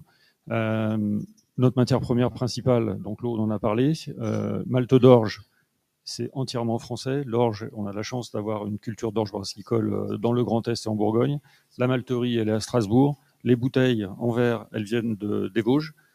Et en plus, elles viennent par train. Et en plus, grâce à vous, il y a 88% de verre recyclé dans les bouteilles neuves. Donc tout ça, c'est local. Et ensuite, on a des coproduits. Et les coproduits restent aussi en local. Nos drèches, tout le monde sait ce que c'est que les drèches. On est en Alsace. Donc les drèches, quelques dizaines de milliers de tonnes par an, alimentent les vaches laitières alsaciennes, les vaches laitières du Grand Est, pardon. Et les levures sont traitées au port du Rhin pour de l'alimentation humaine et animale. Donc c'est possible, même à des échelles énormes comme les nôtres, de rester le plus possible dans la région. Voici, vous aviez... Oui. Non, et ni le nôtre d'ailleurs, mais on y travaille et on espère décarboner la brasserie d'ici 2 ans. Et c'est déjà le cas pour l'électricité qui n'est plus carbonée. Stéphane et Anne, ouais. S'il y a d'autres éléments sur les territoires ou sur justement votre implication au niveau des territoires ou la connexion avec d'autres entreprises. Oui, effectivement, sur les territoires, nous, on a, dans le nord de l'Alsace, là on est à Haguenau, on a créé un réseau qui s'appelle Résilient. Résilient, il faut être résilient. Et en fait, on est beaucoup d'entreprises dans ce réseau. On partage un certain nombre de sujets, y compris tous ceux dont on discute, mais encore d'autres. On a beaucoup travaillé d'ailleurs sur la résilience. C'est quoi la résilience? On a travaillé aussi sur les ressources humaines, comment on fait pour être globalement plus résilient, sur nos pratiques managériales, enfin tout ça. Et ce genre de réseau, voilà, on en a monté un dans le nord de l'Alsace, ça fonctionne vraiment très bien. C'est très intéressant. Et du coup, on a monté le même en Centre-Alsace, qui s'appelle bonnes Action. idées, Donc eux, ils sont résilients et nous, on agit, quoi, voilà. Aïe, aïe, aïe. Et non, mais l'idée, c'est de se dire comment est-ce qu'on arrive à bosser ensemble. C'est surtout beaucoup d'industriels, parce que ça a été créé par des industriels. Et l'idée est de se dire, permettons à nos équipes de se connaître, que les gens se connaissent déjà, qu'ils aient envie de bosser ensemble, qu'ils aient envie de faire des projets ensemble. On suggère des sujets autour. Ça peut être de l'attractivité de talent, ça peut être du carbone. Par exemple, on a déployé des fresques du climat dans plein de boîtes. D'ailleurs, du coup, ça a inspiré plein d'entreprises. Nous, on a du coup plein de fresqueurs là maintenant qui s'amusent. D'ailleurs, ils font plus que ça. Il ne reste plus que des shifters à avoir et faire des conférences les shifters aussi. Peut-être, mais du coup, on va voir, je crois, les 2/3 des collaborateurs qui auront fait une fresque du climat au moins cette année. Et puis pas mal commencent des ateliers d'automne. Enfin bref, donc il y a plein d'initiatives comme ça, toutes simples. On se dit, mais avant de vouloir faire des trucs énormes, déjà, commençons par des trucs tout simples. Donnons-leur des inputs pour qu'ils puissent démarrer un bilan carbone. Et on était étonnés de voir quelques grosses boîtes du secteur qui ont même pas démarré la démarche, des gros groupes internationaux, etc. Donc oui, c'est assez vertueux de bosser sur le même territoire sur ces sujets-là. Ouais. Je crois qu'il y avait quelques questions de plusieurs personnes, c'est ça, ou que je me trompe pas? C'est bien ça? Je voudrais juste rajouter un petit élément dans le nord de l'Alsace qu'on a fait aussi que je trouve extrêmement positif, c'est que il y a tout un réseau de pistes cyclables qui ont été construites ces derniers mois. C'est absolument hallucinant. On fait des kilomètres en vélo en passant dans les champs et tout. C'est absolument magnifique. Ça progresse vraiment très bien. Et maintenant, les gens de certains villages peuvent vraiment venir bosser facilement en vélo et je trouve ça super bien. Nous aussi, on a une piste cyclable. Moi, j'ai une question. Est-ce que là-dedans, il y en a une partie qui venait en voiture avant?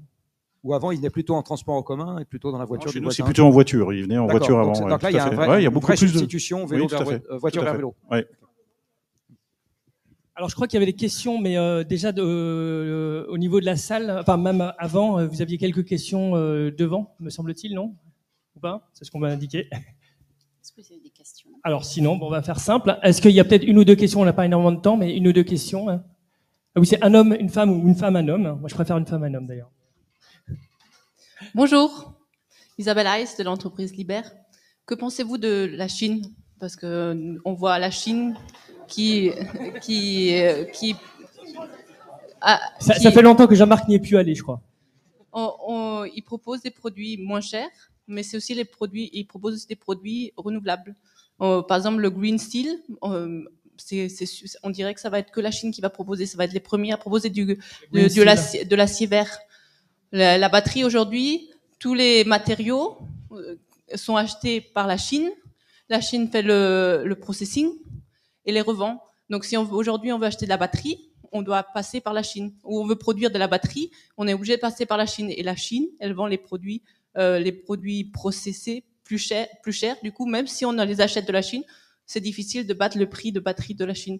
Donc, la Chine, elle a plusieurs chemins, une stratégie. Comment le voyez-vous? Avez-vous aussi observé la même chose ou... Je vais faire un bout de réponse là-dessus. La Chine, en fait, elle est dans un combat à armes inégales avec l'Europe, parce que l'Europe, depuis sa création, a eu comme règle de plutôt favoriser le consommateur au détriment du producteur. Donc, en fait, on s'est donné des règles qui insistaient énormément sur la concurrence, qui est un truc qui fait baisser les prix, donc qui est un truc qui est bon pour le consommateur, mais qui raccourcit les horizons de temps, donc qui crée de l'insécurité pour le producteur. Et du reste, on le voit bien, en univers concurrentiel, des gens qui investissent à très long terme, il n'y en a pas tant que ça, tant qu'ils ne sont pas sécurisés par l'État. Des gens qui investissent de façon avec leurs propres capitaux, il faut qu'ils aient une sécurité. La Chine, elle a à la fois un régime politique différent et elle a une philosophie économique différente, puisqu'elle a quand même donné énormément la priorité aux producteurs ces dernières décennies. La seule manière pour les Européens d'essayer de faire quelque chose, c'est de mettre des normes sur l'empreinte carbone des produits, parce que globalement, l'empreinte carbone des produits venant de Chine est plus élevée que l'empreinte carbone des produits venant d'Europe, quelques exceptions près. Si c'est fabriqué tout en Pologne, c'est un peu plus carboné que si c'est fabriqué n'importe où ailleurs en Europe. Juste derrière, en Allemagne, c'est intermédiaire. Et après, il y a pas mal de pays dans lesquels ça l'est encore moins. Mais en gros, c'est ça. Alors, c'est ce que la Commission européenne veut faire sur les batteries, par exemple. C'est-à-dire, sur les batteries, il va y avoir une norme sur l'empreinte carbone des batteries en Europe. Et clairement, c'est une mesure protectionniste. Mais comme toute mesure protectionniste, à partir du moment où on veut protéger son industrie domestique contre des importations. Il y a également le fameux système de ce qu'on a appelé la taxe carbone aux frontières, alors qui est pas une taxe en fait. La taxe carbone aux frontières, c'est un système dans lequel les importateurs pour certains produits doivent acheter des quotas, exactement comme les producteurs domestiques des mêmes commodités. Alors pour le moment, ça s'applique, sauf erreur de ma part, à 5%, 500 sur 10 000, c'est à 5% des entrées de la nomenclature douanière. Donc c'est un tout petit morceau, hein. Et ça s'applique à des trucs de base, du ciment, de l'acier, des composés chimiques de base, etc. Ça ne s'applique pas aux produits manufacturés. Donc par exemple pour la batterie ou les voitures, ça joue toujours pas. Mais il n'y a pas tellement d'autres moyens de faire. À partir du moment où on reste dans un jeu concurrentiel, il n'y a que deux manières de faire, hein. Ou on met des tarifs douaniers, ou une protection par la norme. Il y a que deux manières de faire. Aujourd'hui, les tarifs douaniers sont antagonistes avec les accords de liberté du commerce que nous avons nous-mêmes signés. Donc on pourrait sortir de l'OMC. Voilà, c'est une première manière de traiter le problème. On sort de l'OMC et on colle des tarifs douaniers dans tous les sens. Ça finira peut-être par se faire, hein, j'en sais rien. Et la deuxième manière de faire, sinon, c'est on ne sort pas de l'OMC, mais on met des normes sur l'empreinte carbone des produits. Mais ça suppose d'avoir des vérificateurs, ça suppose d'avoir des valeurs par défaut, c'est-à-dire qu'on dit aux Chinois, sauf à ce que vous nous prouviez le contraire, le truc qui vient de chez vous, on estime que c'est tant. Voilà. Et ça crée évidemment ce qu'en économie on appelle des coûts de transaction, c'est-à-dire que pour une opération commerciale, on va rajouter des coûts de gestion de l'opération commerciale par-dessus, parce qu'il va falloir des gens pour faire des calculs, vérifier, etc. Il n'y a pas tellement d'autres manières de faire. Et puis si je suis certain que en Chine, il va y avoir des industriels qui vont mettre en place, par exemple, peut-être des centrales nucléaires destinées uniquement à produire des batteries qui seront destinées à l'exportation en Europe, hein, évidemment. Et puis, évidemment, toutes les autres batteries le feront au charbon. Je ne sais pas si soit vous voulez intervenir ou s'il y a d'autres questions que vous voulez te poser. Hein. Oui, allez-y. Hein. Après, vous me direz aussi en termes de timing, parce que là, je voudrais savoir où est-ce qu'on en est. Moi, c'était une question. On a parlé de l'eau et de l'agriculture. Et donc, moi, par rapport à ça, j'ai une question par rapport à l'infrastructure et la technologie, et en particulier la dessalination et la culture hors sol, la culture verticale. Donc, c'est pour savoir s'il y a un intérêt dans ces technologies ou pas, si jamais vous aviez un peu étudié la question.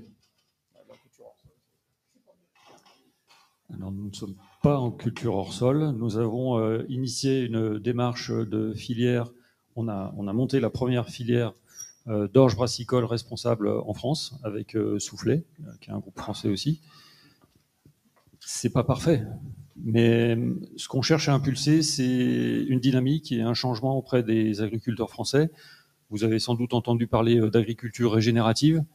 Il n'y a pas de normes, c'est un peu la difficulté, c'est que voilà, il faut un peu inventer en marchant, mais n'empêche qu'on cherche à régénérer les sols, donc avoir des sols en meilleure santé, pour qu'ils soient plus capables de se défendre, pour, augmenter la biodiversité, préserver la ressource en eau, en quantité et en qualité.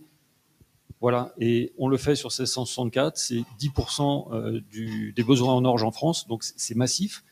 On rémunère les agriculteurs pour ça, c'est-à-dire qu'on prend le risque pour eux, on les aide à prendre le risque, et c'est avec des initiatives comme ça que ça va bouger. Et ça reste de l'agriculture normale dans les champs, mais avec des champs qui sont traités le mieux possible et qui soient capables de durer, d'être pérennes et de produire pour des années. Ouais, il y a aussi un petit aparté, parce qu'on commence à entendre parler de désalinisation. Faire très attention parce que, effectivement, désaliniser commence à voir des choses qui se font avec potentiellement les énergies renouvelables ou autre chose, donc c'est super génial au niveau de l'énergie, sauf que derrière, évidemment, on a de la saumure et malheureusement souvent la saumure est directement déversée soit dans les océans ou dans des rivières, donc il faut voir l'ensemble du cycle avant de commencer à rentrer là-dedans. C'est juste une petite précision sur le parti agricole, enfin même si je pense pas qu'ici on soit trop concerné, mais c'est un point. Ici, désalinisation.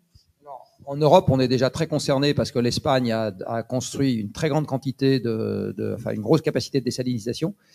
C'est la manière dont ils ont réagi face au stress hydrique croissant et au fait qu'ils ont spécialisé une partie de leur économie dans la culture maraîchère. Et effectivement, ça crée. En fait, il n'y a pas de mystère. On prend de l'eau salée, on récupère de l'eau douce. Et le sel repart dans une partie de l'eau qui n'est pas douce, quoi. Donc, du coup, ça rejette effectivement de l'eau plus salée. Et par ailleurs, c'est un processus qui demande de l'énergie. Voilà, donc ça consomme plus d'énergie que quand on a la chance d'avoir de l'eau qui tombe du ciel. Est-ce qu'il y a peut-être une autre question, puis après encore aussi en fonction du timing.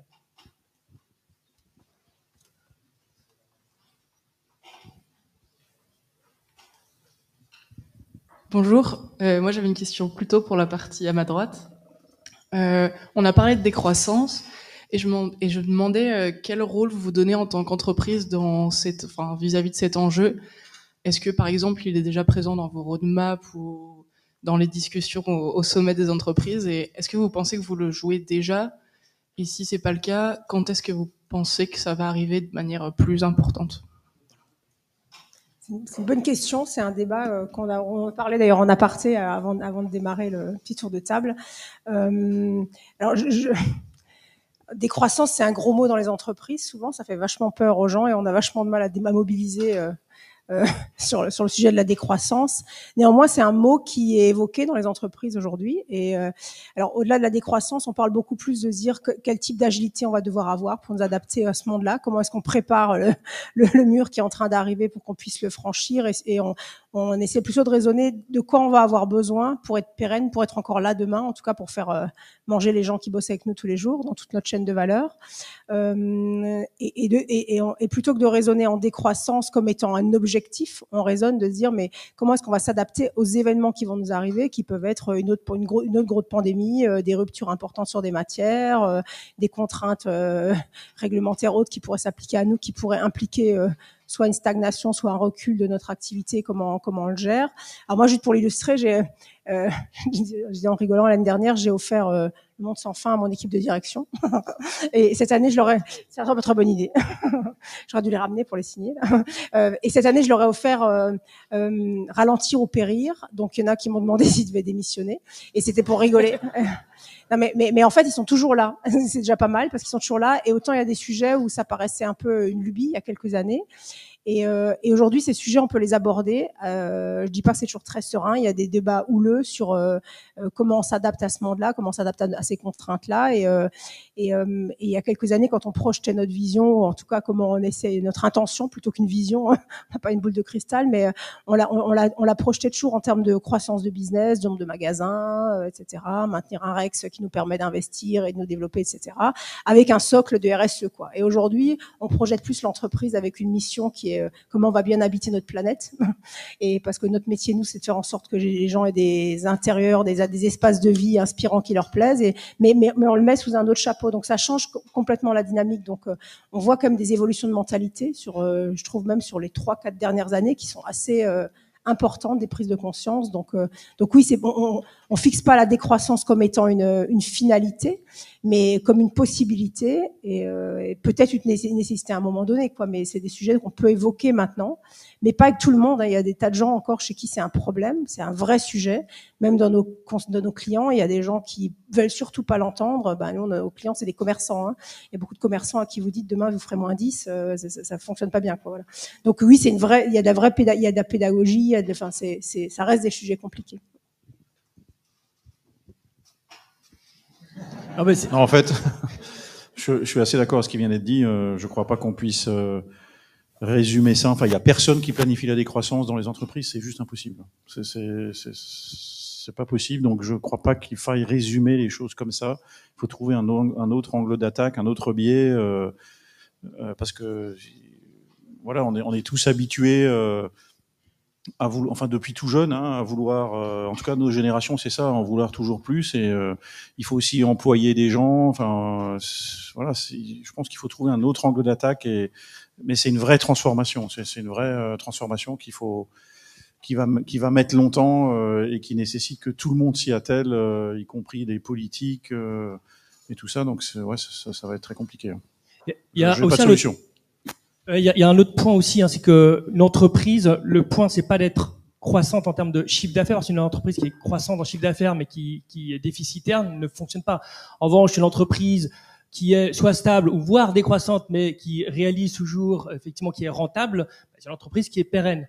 Donc, après avoir effectivement trouvé le juste milieu, et après il y a aussi une autre question qui est est-ce que je choisis entre une décroissance entre guillemets subie, et ça me tombe dessus et qu'est-ce que je fais, ou j'anticipe effectivement les choses tout en gardant effectivement une rentabilité quand même minimum pour effectivement poursuivre que ce soit les investissements et puis pouvoir payer effectivement les différents salariés, etc. Mais vas-y Franck, je crois que le débat dans les entreprises est quand même compliqué. La plupart des entreprises traditionnelles sont quand même encore là pour gagner de l'argent, donc mais des gens comme moi, on essaye de l'intérieur de faire bouger les choses. Voilà, ça va bouger à la vitesse à laquelle ça va bouger. Mais pour moi, il y a un triptyque, et vous en avez parlé, Monsieur Jancovici, dans votre introduction. Le consommateur, vous faites partie des gens éduqués, éclairés, et si vous êtes là, c'est que vous avez décidé de bouger. Mais 75% des Français qui rentrent dans un magasin, ils n'ont qu'une seule préoccupation, c'est d'acheter le moins cher possible. Donc ça, c'est aussi un point très très important. Et puis après, il y a nos politiques. Ils ont aussi des impératifs, en particulier d'être réélus la prochaine fois. Et c'est aussi difficile d'annoncer des virages un peu compliqués, quoi. Donc c'est un tout. On est tous sur le même bateau, mais c'est pas simple de faire bouger tout ça. Est-ce que vous avez déjà eu des cours de macroéconomie ? Non. Alors, vous me pardonnerez ce côté très rasoir et barbant de vous faire un cours express. Quand on parle du PIB, parce qu'en général, quand on parle de la décroissance, c'est la décroissance du PIB. Il faut toujours un complément de nom derrière. Le PIB, en macroéconomie, il a une définition c'est la valeur totale de la somme des produits qui sont disponibles à la consommation finale une année donnée. Et comme il se trouve que l'économie ne paye que des hommes, on ne paye pas la nature, on ne paye pas les ressources naturelles, on ne paye pas les martiens, ni les habitants d'Alpha du Centaure, on paye que des hommes, enfin des femmes. Ça veut dire que... Un peu moins.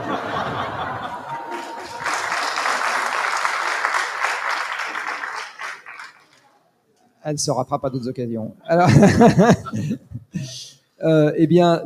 ça veut dire que par définition même, la valeur de tout ce qui est disponible à la consommation finale, c'est aussi la somme des revenus des gens qui travaillent ou qui possèdent un morceau de capital. Donc en fait, le prix de tout ce que vous achetez toute l'année, ça n'est rien d'autre qu'un empilement de salaires et de rentes. D'accord ?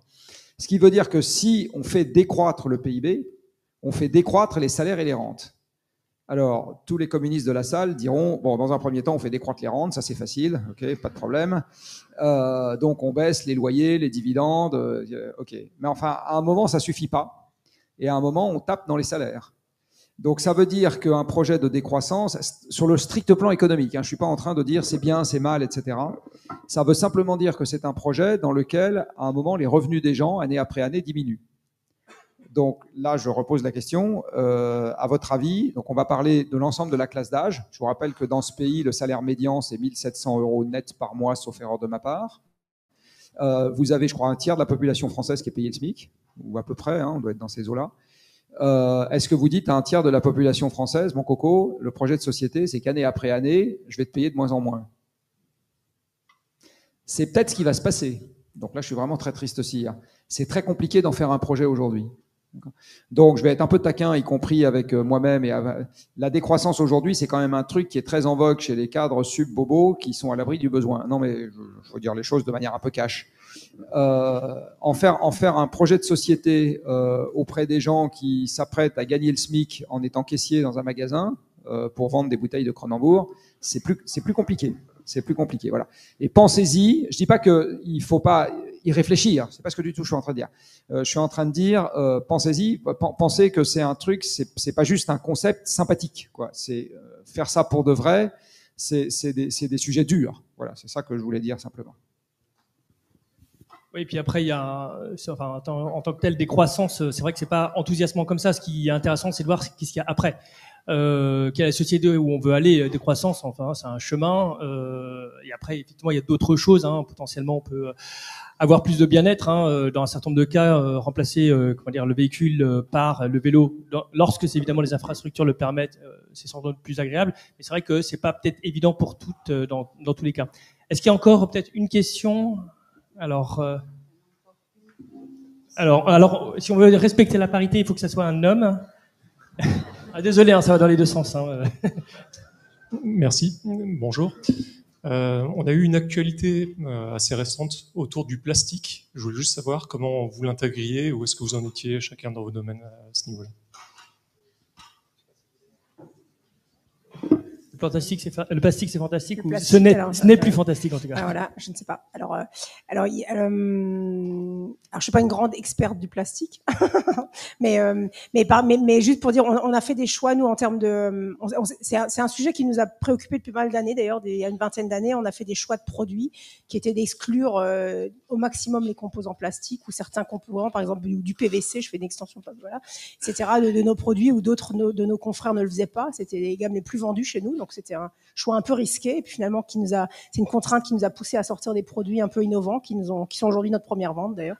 Donc comme quoi parfois cette contrainte c'est quand même vertueux. Et on a aujourd'hui aujourd'hui dans notre trajectoire climat et autres, on a un des axes qu'on travaille notamment c'est le plastique. Là où on en a encore le plus c'est dans le packaging. Donc on a une roadmap pour le supprimer complètement du packaging, ce qu'on devrait arriver assez rapidement à faire. Et voilà, maintenant moi je peux pas en dire beaucoup plus à part ça aujourd'hui.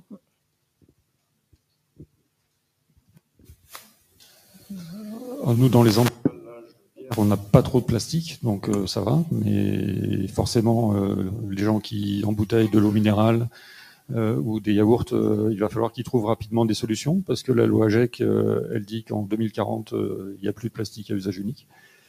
Donc c'est un vrai sujet pour l'emballage alimentaire. Oui, et puis il faut avoir... Et il y a aussi une réglementation européenne qui en remet une autre couche. Donc il y a une vraie pression de la réglementation française et européenne sur ce sujet-là. Et puis après, il faut avoir vraiment une vision complète, parce que si par exemple c'est pour avoir du verre qui est transporté et puis après qui est mis dans un dépôt de verre et puis après qu'il faut le réutiliser et puis après effectivement le ressouffler, etc. Ça consomme énormément d'énergie, donc effectivement là la consigne peut avoir de sens, mais après il faut avoir un modèle économique qui tienne la route. Parce que le plastique pèse moins lourd, donc il faut vraiment avoir cette vision globale des choses, sinon le truc il tient pas, quoi. Un exemple très concret, vous regroupez 6 boîtes dans un emballage en carton. Votre emballage carbone, elle est moins bonne que du plastique, mais pour autant, si vous prenez du recul, il faut supprimer le plastique. Donc il faut choisir entre deux mots. Oui, le mieux, c'est pas d'emballage. Oui, et puis en plus, il y a d'autres impacts. On n'en a pas parlé ici, mais en termes de biodiversité, des impacts. On n'a jamais vu de bouteille de Kronenbourg flotter sur l'océan, alors que pour le plastique, c'est pas du tout. Kronenbourg, ça je sais pas. Ok, je pensais que ça coulait, mais. Vous n'avez pas pu la reconnaître, l'étiquette n'y était plus. En revanche, je pense pas qu'il y a des nano-verres de Kronenbourg. Objectivement, c'est pas très fréquent. Juste pour compléter, le plastique aujourd'hui, pour vous donner quelques ordres de grandeur, c'est à peu près 15% du pétrole qu'on utilise. C'est à faire du plastique. C'est en très forte augmentation. Là-dedans, il y a un tiers d'emballage. Le deuxième poste après, c'est la construction. Les cadres de fenêtres, les câbles électriques, les goulottes, les machins, etc.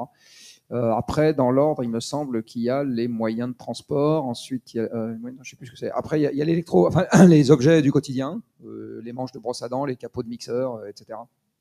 Mais un tiers, c'est les emballages. Et les emballages, c'est des produits à durée de vie très courte. Hein. Ça, c'est clair que ça, en moins d'un an, ça se retrouve. Voilà. Et dans le monde, 50% du plastique est mis en décharge. D'où, évidemment, il peut ressortir, éventuellement, si c'est mal enfoui, etc. Voilà. Et il y a pas mal de déchets sauvages dans le plastique, hein, ça c'est clair. Alors, je ne sais pas s'il reste encore une question. Alors maintenant, une femme. Alors, voilà. Vous êtes parfaitement... Alors, tant que c'est une femme, tout est possible. Sinon, no way. Là, on est très strict là-dessus.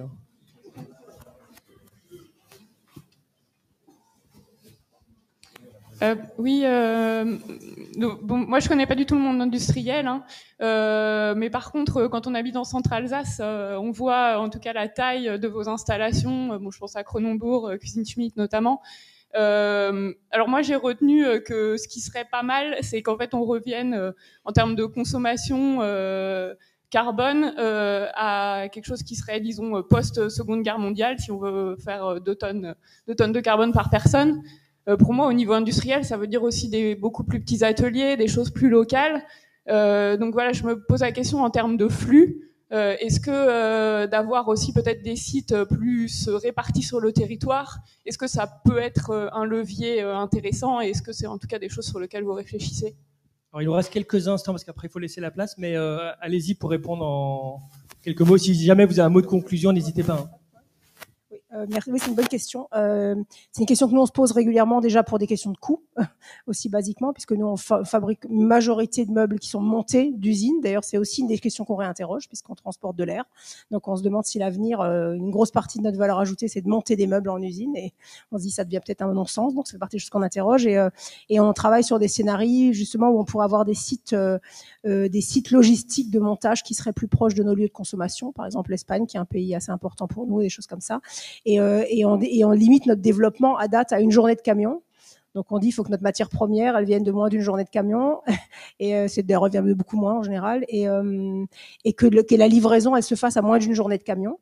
Alors on a encore quelques destinations plus exotiques où ça part par bateau, avec des galériens pas alsaciens, etc. Et voilà. Mais par contre, c'est vrai que c'est une logique qu'on avait appliquée. On avait monté. On a monté près de 800 magasins sous enseigne Schmitt en Chine. Et du coup, on a construit une usine en Chine pour ça, en fait. On a dit, il n'y a pas de sens de les emmener. Donc, on a fait une usine. Par contre, on n'en a fait qu'une pour la Chine. Donc, c'est-à-dire, là, on est un peu plus loin de la journée, mais c'était des meubles livrés à plat. Donc, on avait cette logique de se dire, il faut être plus proche des lieux de nos clients, près de nos clients.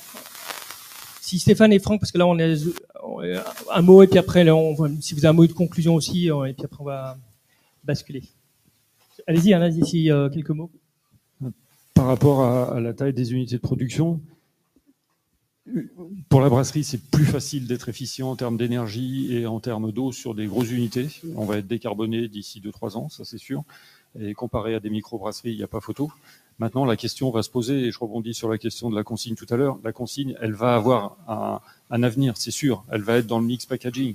Et là, du coup, est-ce que ça aura du sens de tout ramener en Alsace depuis n'importe quel point de la France, ou est-ce qu'il faudra trouver un autre schéma ?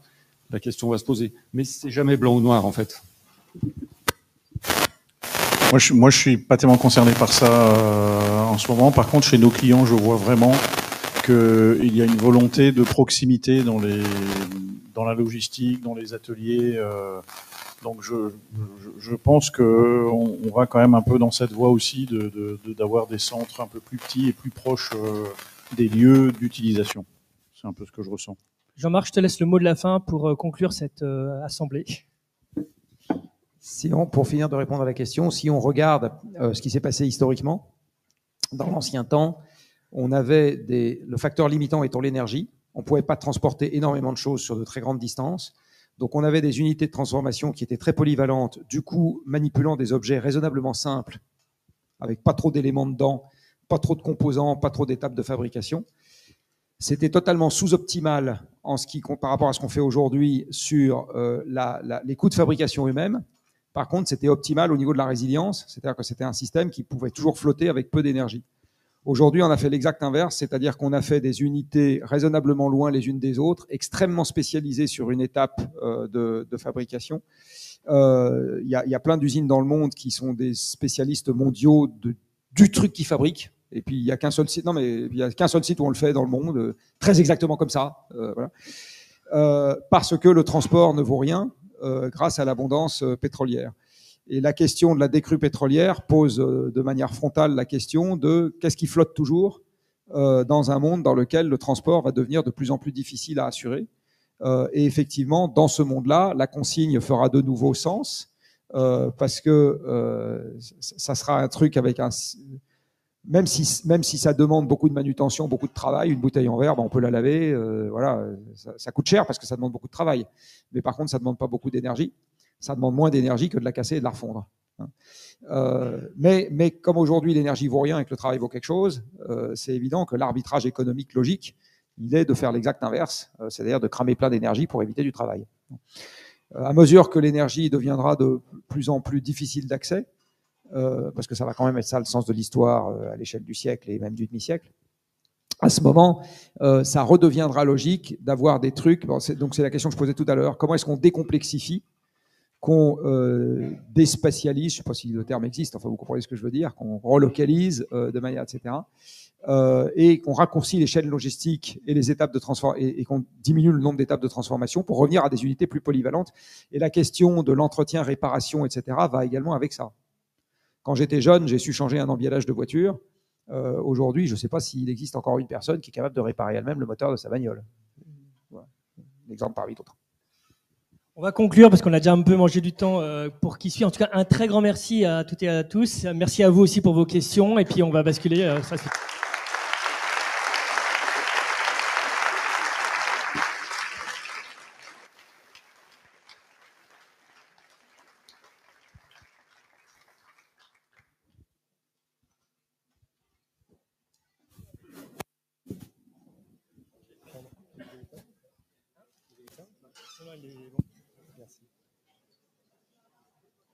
Allez-y, venez. Donc,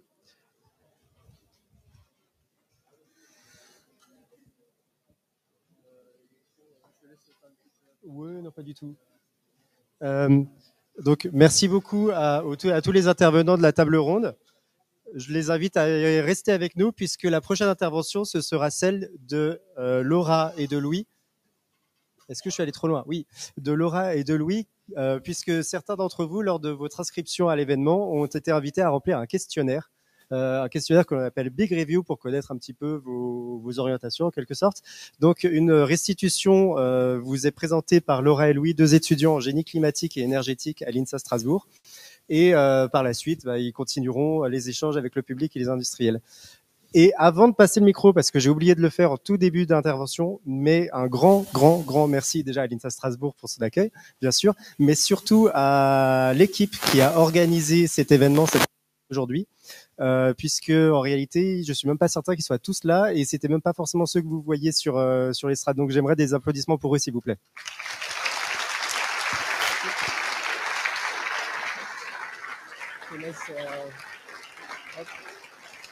On se met derrière. Hop, on va se mettre derrière le pupitre si ça ne dérange pas.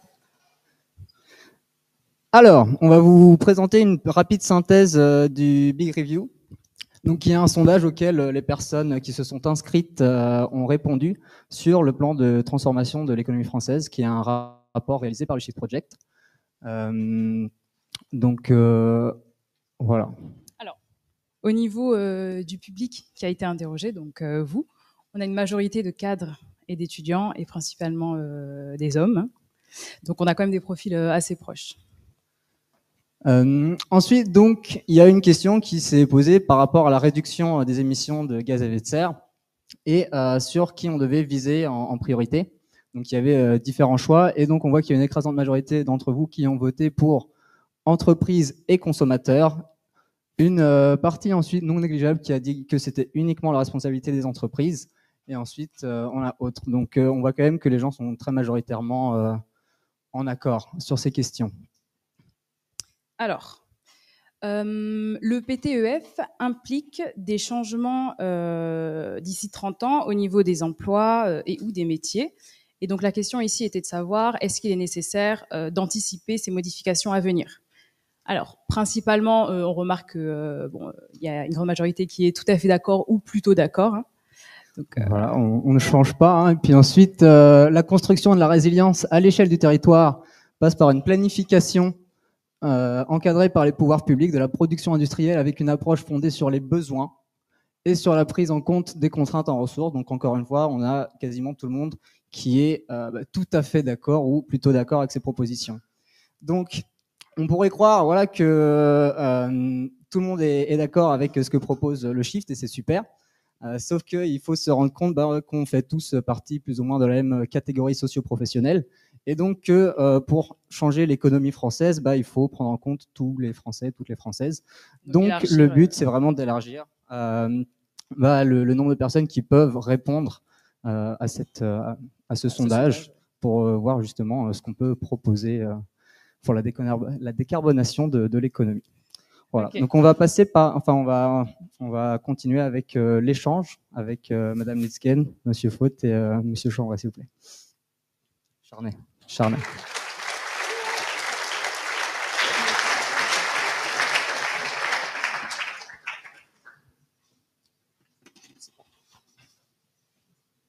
vais vous demander de revenir à table, s'il vous plaît. On a prévu des questions à vous poser. Voilà. Excusez-nous.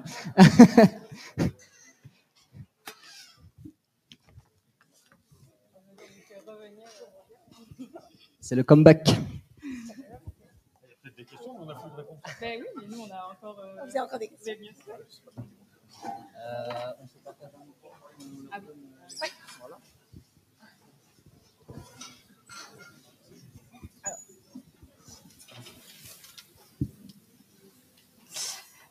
Oui, alors déjà bonjour à tous. Merci d'avoir accepté l'invitation, c'est super. Alors on a quelques questions à vous poser, mais plutôt du point de vue étudiant. Donc voilà.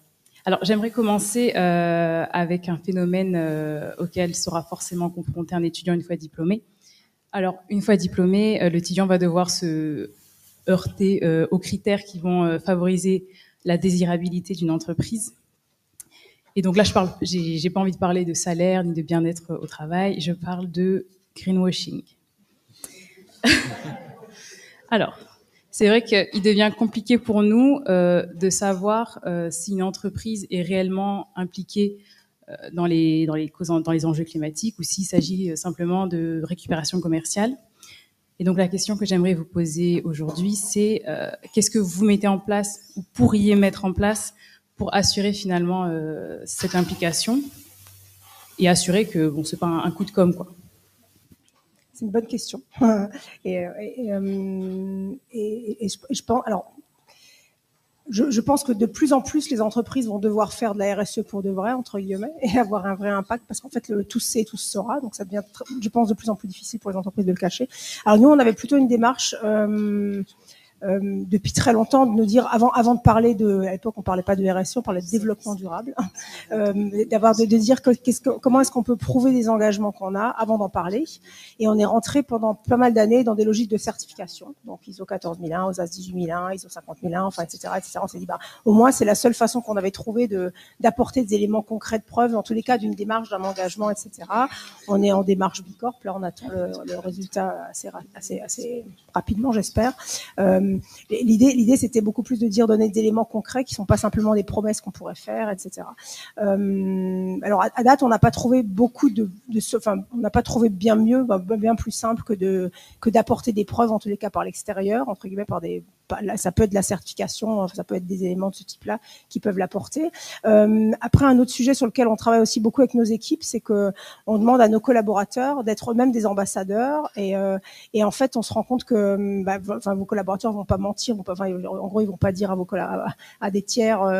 Et quand je dis nos collaborateurs, c'est notamment, par exemple, on a une grosse communauté d'alternants ou de jeunes embauchés, et c'est eux qui vont plutôt en parler à des jeunes futurs embauchés ou à d'autres alternants, des étudiants, etc. Leur dire voilà ce qui est fait réellement dans l'entreprise, etc. Donc beaucoup de choses passent aussi par eux, et on compte aussi sur eux pour nous dire qu'est-ce qui est important pour eux, et on leur renvoie aussi la balle très souvent dans leurs exigences de dire ok, à quoi vous impliquez-vous, parce que c'est vachement simple d'avoir des exigences quand on arrive dans une entreprise, mais c'est un peu plus compliqué quand il s'agit de s'engager aussi parfois. Donc on leur demande aussi de s'engager dans tous ces projets-là, etc. Voilà. Voilà, donc chez nous, on a beaucoup travaillé les critères de la résilience, en fait, parce qu'on a une PME industrielle, comme je l'ai dit avant, qui a mis un pied franc et massif dans la tech. Et un des 4 critères, en fait, on a défini, il y a 4 critères qui ont été relevés. Il y en a un qui est, en fait, un changement complet de nos pratiques managériales. Nous, on a complètement changé nos pratiques managériales, mais on le vit au quotidien. En fait, dès qu'on a un sujet important, un problème important, on constitue immédiatement une équipe de projet sur le sujet et on fait participer un maximum de monde sur le sujet. Donc, en fait, il y a strictement plus rien qui est caché. D'ailleurs, on parle à nos employés, on présente des choses et on fait présenter des choses à ces chefs d'équipe eux-mêmes dans des réunions trimestrielles. Donc voilà, c'est comme ça qu'on fait, et c'est plus possible aujourd'hui de cacher quoi que ce soit très longtemps. Hein. On peut plus dire on fait de la RSE alors qu'on n'en fait pas. Mais c'est comme ça qu'on vit au quotidien, en impliquant en fait énormément de monde. C'est la question de transparence qui en ressort. Quoi. C'est totalement transparent. C'est plus dans le monde d'avant où il y avait un chef qui disait tu fais ça, t'exécutes, et puis ça marche plus du tout comme ça, hein, c'est sûr. Et c'est d'ailleurs tant mieux. Non, mais c'est tant mieux. Monsieur Charnet. Donc la confiance, la question c'est comment vous avez confiance dans ce qu'on raconte. C'est ça. Ouais. Ok.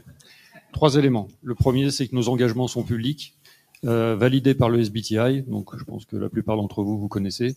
Donc voilà, vous pouvez les trouver. Nos engagements sont là et on a une feuille de route pour les atteindre. La deuxième, c'est que on est fabricant d'alcool, donc l'encadrement de la communication, on sait ce que ça veut dire. Et je peux vous assurer que notre directrice juridique porte la même attention aux allégations de greenwashing qu'on en porte aux allégations sur l'alcool. Et enfin, le 3e élément, j'espère que je vous ai inspiré confiance. Tout ce qui est écrit en termes de développement durable sur notre site et que vous pouvez consulter, c'est moi qui l'ai écrit, et tous les chiffres, je les ai vérifiés et je peux vous les prouver. Okay. Je voudrais juste conclure cette partie en donnant un petit exemple. J'ai pris un exemple local en plus, le grand contournement de l'Ouest, donc qui a suscité débat. Donc voilà, je vais citer Vinci, mais c'est vraiment pas contre eux. Il faut juste se rendre compte de la démarche et du problème que ça peut engendrer. Donc je suis allé sur leur site. On trouve un exemple en matière de transparence écologique. C'est un titre. Donc on a en compensation de la construction du tracé, donc le tracé, c'est-à-dire la bande de bitume de 24 km, de 4 voies, des parcelles ont été renaturées, ce qui signifie qu'elles ont été dénaturées en amont, donc défrichées par des bulldozers. Ça veut dire que toute la biodiversité qui était présente et donc le puits de carbone que ça faisait, c'est parti à la benne. Et ensuite, pour permettre à la biodiversité de s'y épanouir, sachant que c'est une route qui augmente le trafic routier, ce qui induit une augmentation de la pollution atmosphérique, ce qui induit une augmentation de la pollution sonore et ce qui induit une augmentation de la pollution lumineuse à moindre échelle. Et donc voilà, c'est cette utilisation du terme épanouir, sachant qu'il s'agissait d'anciennes terres agricoles. Donc je félicite bien sûr toutes les personnes qui se sont appuyées sur le fait de renaturer ces parcelles, etc. Parce qu'il faut absolument dans tous nos projets prendre cela en compte. Mais voilà, c'est la nature même du projet en fait qui est un non-sens écologique parce qu'on augmente le trafic routier et on va bitumer des terres agricoles. Voilà, je me permets d'enchaîner sur la question suivante. Donc l'innovation technosolutionniste, elle nous est régulièrement présentée comme une manière de répondre à la crise climatique. Suffit de regarder l'engouement derrière Monsieur Musk et derrière la fusion nucléaire, derrière la technologie de captation carbone et de stockage. Cette question, je vais la diriger vers Monsieur Faut, parce qu'avec Sherpa, vous faites des robots autonomes électriques qui permettent donc aux personnes d'avoir moins de charge à porter, ce qui est extrêmement important. Donc, qui se déplacent avec des capteurs sensoriels, si je ne m'abuse. Mais connaissant désormais donc les limites physiques en ressources et en énergie, est-ce que vous voyez des innovations par des low-tech dans votre secteur et comment est-ce qu'elles pourraient s'appliquer? Juste pour rappeler, les low-tech, c'est des technologies qui sont simples, peu onéreuses, accessibles au plus grand nombre et qui font appel à des moyens courants et localement disponibles. Je vous en prie. C'est une question compliquée parce que moi, je suis quand même quelqu'un qui croit beaucoup en la tech, d'une manière générale. Je pense que, par exemple, ce que fait actuellement Airbus sur les carburants différents, quoi, hein, que les carburants les agrocarburants, typiquement. Voilà, je pense que il y a encore des puits de gains justement en carbone et puis en consommation d'énergie fossile qui vont se trouver par la tech. En tout cas, moi, ce que je peux dire, c'est que je constate, d'ailleurs, de manière parfois aussi quand même assez effarée, comment la tech évolue dans le monde. Ça va à une vitesse absolument hallucinante. D'accord. Dans la robotique mobile, on en parle. Au début, on pensait que on saurait tout gérer par nous-mêmes, etc. Mais quand on voit comment la tech évolue autour de nous, c'est juste impossible. Ça va à une vitesse absolument hallucinante. Alors, j'ai pas la solution, hein, mais tout va à une vitesse absolument hallucinante. Et bon, je reste quand même quelqu'un d'optimiste. Ouais, mais voilà. Après, moi, c'est une question qui peut paraître bête, hein, puisque vous faites donc ces objets pour déplacer des cartons, des bacs ou des palettes. C'était quoi le problème à la base avec le concept de caddie, de chariot ou à la limite de transpalette assistance électrique? En fait, faut savoir que les robots que nous produisons sont faits pour bosser de manière collaborative avec les gens. Nous, on fait ça pour les gens et avec eux. Je ne sais pas si c'est bien pour des gens de pousser simplement et de tirer des chariots avec des pièces dessus. Je pense que c'est plus intelligent de leur faire des choses avec plus de valeur ajoutée. Et puis en tirant moins de charge, en portant moins de charge, ça sert à ça en fait la robotique mobile. Il faut savoir aussi que on écoute aussi nos clients. Il y a nos clients qui nous disent, nous on trouve plus personne, les chariots à fourche, on trouve plus personne pour conduire des chariots à fourche. On trouve plus personne pour pousser, pour tirer des chariots. Il y a aussi ça, hein, donc on écoute aussi nos clients, quoi. Ça vient aussi de l'écoute client, ce qu'on a proposé comme produit. On l'a juste pas fait comme ça pour nous, hein. Mais après, vous avez forcément, une équipe d'ingénieurs qui sont extrêmement brillants, visiblement, parce que j'ai regardé les vidéos et c'est vraiment très impressionnant. Mais voilà, est-ce que c'est pas possible de mettre ces cerveaux et cette innovation dans justement une amélioration de la technologie de base qui est très sobre et de l'améliorer de la meilleure manière possible? C'est sûr que on pousse nos ingénieurs à faire de la techno la plus simple possible, voilà, mais on les pousse à faire ça. Nous, on travaille beaucoup l'apprentissage, hein, on a beaucoup développé l'apprentissage chez nous. On prend des ingénieurs qui sortent d'école, on prend des apprentis de l'alternance et on essaye de leur inculquer ces valeurs. Oui, on veut pas faire de la tech compliquée, on essaie de faire de la tech simple. Mais il y a aussi des normes qu'il faut absolument tenir, hein. Par exemple, freiner un robot, c'est pas juste mettre comme les vélos de l'époque un tampon sur le frein. La norme ne le permet plus, quoi. C'est plus possible. Il faut que on mesure en permanence la vitesse de décélération pour vérifier que ça décélère. Il y a aussi des normes, donc on est obligé de se conformer à ces normes. Donc c'est une question pas simple, hein, c'est une question intéressante mais pas simple. Je vous remercie. Donc il y a un nouveau phénomène qui prend de plus en place autour de nous, c'est l'éco-anxiété. Donc c'est une anxiété qui est nourrie par les crises et les catastrophes environnementales et cette incapacité de se projeter dans notre avenir. D'après la Fondation Jean Jaurès, il y a 74% des moins de 25 ans qui jugent l'avenir effrayant. Donc forcément, il n'y a pas que la question de réchauffement climatique, mais face à ça, il y a tout le monde qui ne va pas réagir de la même manière. Donc il y a forcément celles et ceux qui ont envie d'agir. Il y a une énorme partie qui se sent dépassée, désespérée, voire doomiste et qui abandonne tout espoir de sauver quoi que ce soit. Donc juste pour avoir une idée, qui dans cette salle a déjà été anxieuse face à l'avenir? Voilà, ok. Donc, je suis pas Monsieur Jancovici. Niveau ordre de grandeur, je dirais qu'on a quasiment l'intégralité de la pièce, hein, sans prendre trop de risques. Comment? Soucieux. Ouais, mais après, voilà, ça c'est le reste de ma question. Je vais commencer à vous la poser, Monsieur Charnet. Est-ce que vous vous rendez compte, est-ce que vous rendiez compte de l'ampleur du phénomène et surtout de la gravité en fait du terme anxieux? Ah oui, j'ai des enfants de vos âges. Si j'ai abandonné un poste qui me passionnait en supply et j'ai voulu faire du développement durable, c'est bien parce que j'ai quelque chose qui me trotte dans la tête. Mais maintenant, il faut faire avec. Et le parti que j'ai pris, moi, c'est de foncer, de faire des projets et de faire du mieux possible. Et puis, on verra où ça nous mène. Mais je suis pas sociologue et je sais pas répondre de manière plus profonde à cette question. C'est une question... Oui, donc c'est une question compliquée parce que moi aussi j'ai 3 garçons de vos âges là. C'est clair que on voit tous que cette anxiété grandit fortement, hein, vraiment fortement. C'est une question d'ailleurs qu'on devrait adresser à M. Jancovici parce que je suis intéressé de sa réponse. Je vois que ça engendre des violences et aussi des raisonnements irrationnels. Moi, c'est surtout ça qui me rend anxieux. Parce qu'il y a des violences que je comprends pas, mais je ne suis pas sociologue non plus, hein, j'ai pas la réponse non plus. Je serais curieux d'avoir la réponse de M. Jancovici. Je dirais que la meilleure façon de... Bon, déjà, je pense que personne ne peut ignorer l'anxiété qu'il y a autour. Et je pense que tout le monde est... Voilà, il y a des sujets dont on parlait peu il y a 5 ans ou pas assez, et qu'aujourd'hui, je pense qu'il n'y a plus personne qui n'a pas entendu le mot climat ou environnement ou eau dans sa journée. Donc voilà, donc là, les sujets sont sur la table, donc personne ne peut ignorer l'anxiété. Moi, j'ai des enfants aussi, un peu plus jeunes que les vôtres. Et je voulais juste citer l'exemple. Ma fille, elle est plutôt décroissante, ma fille, là, pour répondre à la question de la croissance, parce que elle a 14 ans, et puis à Noël, je lui demandais ce qu'elle voulait. Elle m'a dit, j'ai besoin de rien. Je dis, oh, intéressant. 14 ans, je sais pas si à 14 ans, tout le monde disait ça.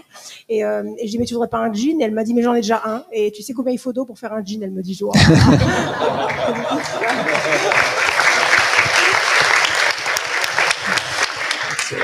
Alors, je sais pas si elle m'a piqué un bouquin ou si à force l'éducation ça rentre. Voilà. Mais donc on en est voilà. Mais par contre, le meilleur moyen, c'est quand même, je pense, d'agir en fait. C'est de se dire, soit on peut se dire c'est la fin du monde, c'est le bordel, on va tous crever, ou on se dit qu'est-ce qu'on peut faire, comment est-ce qu'on peut chacun faire notre part du truc, enfin, voilà. Et en tous les cas, de faire au mieux de ce qu'on peut, c'est déjà pas mal. D'abord, je vais vous dire que oui, il va falloir que je m'en aille dans 3 minutes parce que après, je vais aller m'occuper de la puissance publique. Non, je vais à l'INSP après. Donc voilà. Toujours pour le même genre de numéro de plaquette. Et non, ce que je voulais dire, c'est qu'il y a un sondage il y a une étude assez détaillée qui vient d'être publiée par RTE et qui a été faite par Ipsos. Sur les Français face à la sobriété. Alors en fait, ils se sont particulièrement concentrés sur 2 usages qui sont électrifiables. Donc évidemment, c'est sur cela que RTE avait demandé qu'on pose plein de questions, qui sont le logement et les transports. Mais ils ont également posé des questions sur est-ce que les gens croient ou croient pas que le réchauffement climatique existe, puis est d'origine anthropique, est-ce qu'ils ont confiance en l'avenir, pas confiance en l'avenir, etc. Et j'ai été très surpris en lisant une partie des résultats. Parce que à nouveau, j'ai retrouvé quelque chose qui est qu'il n'y a pas d'effet de classe d'âge, alors que là, on vient de dire qu'il y a l'exact inverse. Et mon sentiment, c'est qu'en fait, l'effet de classe d'âge, je dis pas du tout ça pour faire de la sociologie à 2 balles, mais je pense qu'il est très présent chez les CSP+. Je pense que l'effet de classe d'âge, il joue beaucoup, beaucoup sur les gens qui sont à l'aise économiquement et qui joue beaucoup moins chez les gens qui sont plus modestes. Alors, 2 résultats, moi, qui m'ont frappé. Le taux de gens qui disent ou le changement climatique, ça n'existe pas, ou il existe, mais il n'est pas d'origine humaine, etc., est légèrement plus élevé chez les jeunes que chez les vieux. Ouais, si on prend l'ensemble de la classe d'âge. La deuxième chose, c'est que si on demande aux gens est-ce que vous êtes anxieux face à l'avenir, toutes les classes d'âge sont très majoritairement répondent oui, et il y a juste 2% de différence, 2%, entre les 15-24 ans et les 60-69 ans. C'est-à-dire que les gens de ma classe d'âge, ils sont pas significativement moins anxieux face à l'avenir que votre fille plus 1 an. Voilà, donc c'était 2 résultats que je voulais partager avec vous.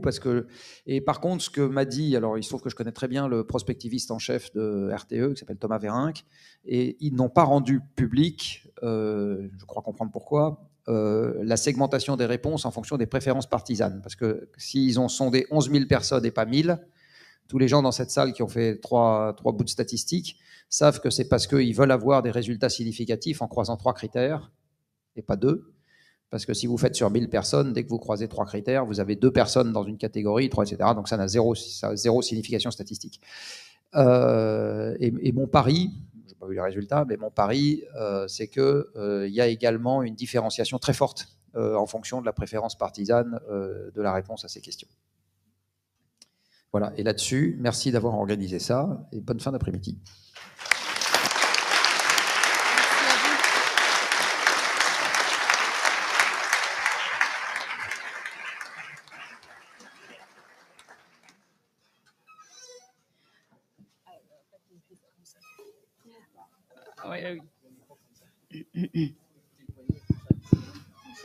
Alors j'ai quand même une dernière petite question.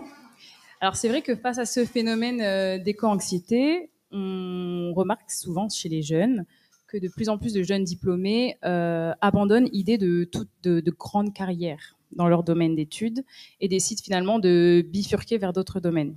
Donc là, je parle ici de bifurcation écologique. Et donc finalement, c'est le refus d'être complice face à la création de projets qui vont consister à détruire des espaces riches en biodiversité et ou augmenter la part d'énergie fossile. Donc ma première question, c'est est-ce que c'est un phénomène que, enfin, de manière, pour résumer, finalement, c'est la relève qui ne veut plus être la relève, quoi. Enfin, pour être un peu plus, pour résumer un peu plus. Donc, est-ce que c'est déjà un phénomène que vous avez ressenti? Et si oui, est-ce que c'est quelque chose que vous craignez et qui pourrait vous faire revoir votre plan d'organisation, quoi? Merci pour cette question. On va attendre que les Queen Dance finissent. Alors, il n'y a pas de réponse, il n'y a pas une réponse monolithique à votre question. La question de la carrière, elle touche pas que l'engagement climat, pas climat, elle touche, c'est plus générationnel, et d'ailleurs pas si générationnel que ça non plus, mais on a de plus en plus de gens qui sont plus du tout intéressés par le parcours de carrière pendant 20 ans, etc. Ça n'existe plus trop, mais qui sont vraiment à la recherche de qu'est-ce qui fait sens pour eux, qu'est-ce qu'ils ont envie de faire de leur temps, en quoi ils ont envie de mettre leur énergie, etc., etc. Et puis c'est des considérations qu'on peut avoir beaucoup plus effectivement, comme ça a été dit dans les CSP+, où on a le choix, où on est très éduqué. On a beaucoup moins ces critères-là, ces états d'âme-là sur certaines populations d'opérateurs, par exemple, etc. Par contre, après, je pense qu'il faut aussi pas tomber dans le piège de dire, par exemple, on veut pas être complice de. En l'occurrence, chaque choix qui est fait, qu'on peut faire en tant que consommateur, peut rendre complice de quelque chose. Donc, soit il faut avoir un choix vraiment engagé, de dire, moi, je veux bosser pour une ONG, mais je vais être congruent dans toutes mes décisions. J'achète pas des Nike faites à votre bout du monde. Je prends pas l'avion pour aller acheter à sac à main des iguales à Barcelone, et j'achète pas du Shine, quoi. Voilà. Donc, et je change pas de téléphone, je change pas de smartphone dès qu'Apple en sort un nouveau, quoi. Donc, je trouve qu'il y a aussi la question de la congruence et de la responsabilité.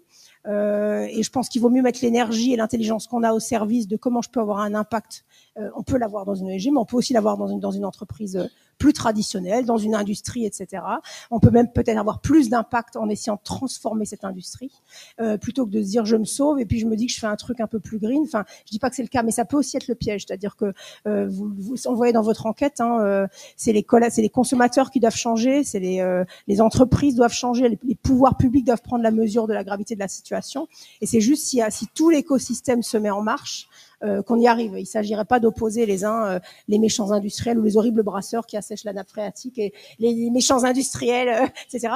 Mais à l'inverse, de dire, on entend aussi ce discours de dire, oh, ces putains d'écolos, ils nous emmerdent. Mais non, mais en fait, il ne faut pas opposer, sinon on est dans une inaction assez forte, quoi. Donc voilà, c'est juste ça que je voulais partager. Ça, c'est juste, voilà, pour ceux qui ont fait la fresque du climat, ça peut aussi référer au triangle de l'inaction. Donc c'est tout le monde qui se rejette la faute et au final, ça n'avance pas, personne n'agit. Un mot là-dessus? Tu as tout dit. Alors pour cette dernière question, je sais qu'il s'agit d'une table ronde, mais permettez-moi de quitter la table. Parce que cette question, elle concerne absolument tout le monde dans cette salle. mais également les personnes qui nous regardent derrière leurs écrans. Aujourd'hui, je m'adresse à toutes les entreprises, dont celles qui sont présentes ici aujourd'hui, et je vais vous nommer. On a Socomec, on a Liber, Hager, Fer, Gaggenau, SEW Isocom, Engie, Eiffage, Vinci. Voilà, j'ai nommé ceux qui sont ici, mais ça s'adresse à littéralement toutes les entreprises dans notre secteur du BTP de l'industrie. Pour certains d'entre vous, on vous a pointé du doigt. On vous a dénoncé, parfois même on vous a confronté. Et si je vous nomme aujourd'hui, c'est pas parce que je suis là pour vous blâmer. On a vraiment plus le temps pour ça. Monsieur Jancovici l'a rappelé tout à l'heure. Si je vous nomme aujourd'hui, c'est parce que je suis là pour vous inviter. Non, je suis là pour vous convoquer sur le plus grand chantier du siècle.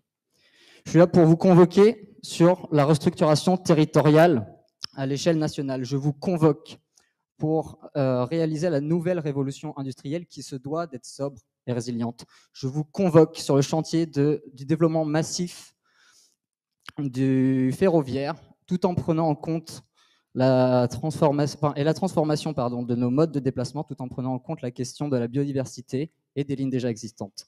Je vous convoque sur le chantier de la rénovation énergétique et thermique des bâtiments, tant dans le résidentiel que dans le tertiaire. Je vous convoque sur la réparation de nos réseaux hydrauliques et gaziers pour réduire drastiquement les fuites qui aujourd'hui représentent une perte faramineuse de ces ressources. Je vous convoque sur la transformation du secteur agro-industriel pour permettre à la biodiversité et à la terre de se restaurer et d'en finir avec l'élevage intensif qui représente aujourd'hui la quasi-intégralité des émissions de gaz à effet de serre de ce secteur. Je vous convoque sur le chantier d'un aménagement du territoire, d'un urbanisme pour faire face aux vagues de chaleur qui sont de plus en plus intenses et de plus en plus longues et qui sont aujourd'hui meurtrières. Je vous convoque sur tous ces chantiers, toutes ces restructurations qui nous permettront de maintenir une qualité de vie, un confort de vie, tout en maintenant nos droits au déplacement, au loisir, au voyage, auquel on tient tous tant, mais surtout pour nous permettre le droit et l'accès aux ressources vitales comme l'eau et la nourriture. Et ça, aujourd'hui, en France, c'est déjà compromis. Alors, on entend trop souvent dire de la part de personnes qui ne veulent pas agir, l'humain s'est adapté, il s'adaptera. Oui, l'adaptation, elle est maintenant. L'adaptation, elle est territoriale. L'adaptation, elle est structurelle et l'adaptation, elle est pérenne. Mais cette adaptation, on n'y arrivera pas sans un effort coûte que coûte. Et surtout, cette adaptation, on n'y arrivera pas sans vous. Alors, pour revenir à mes questions aux entreprises, vous me permettez, est-ce que vous êtes prêtes à bifurquer avec nous? Merci.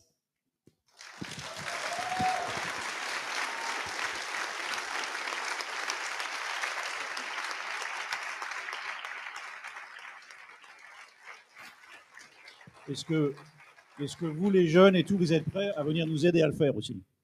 Avec grand plaisir. Avec grand plaisir.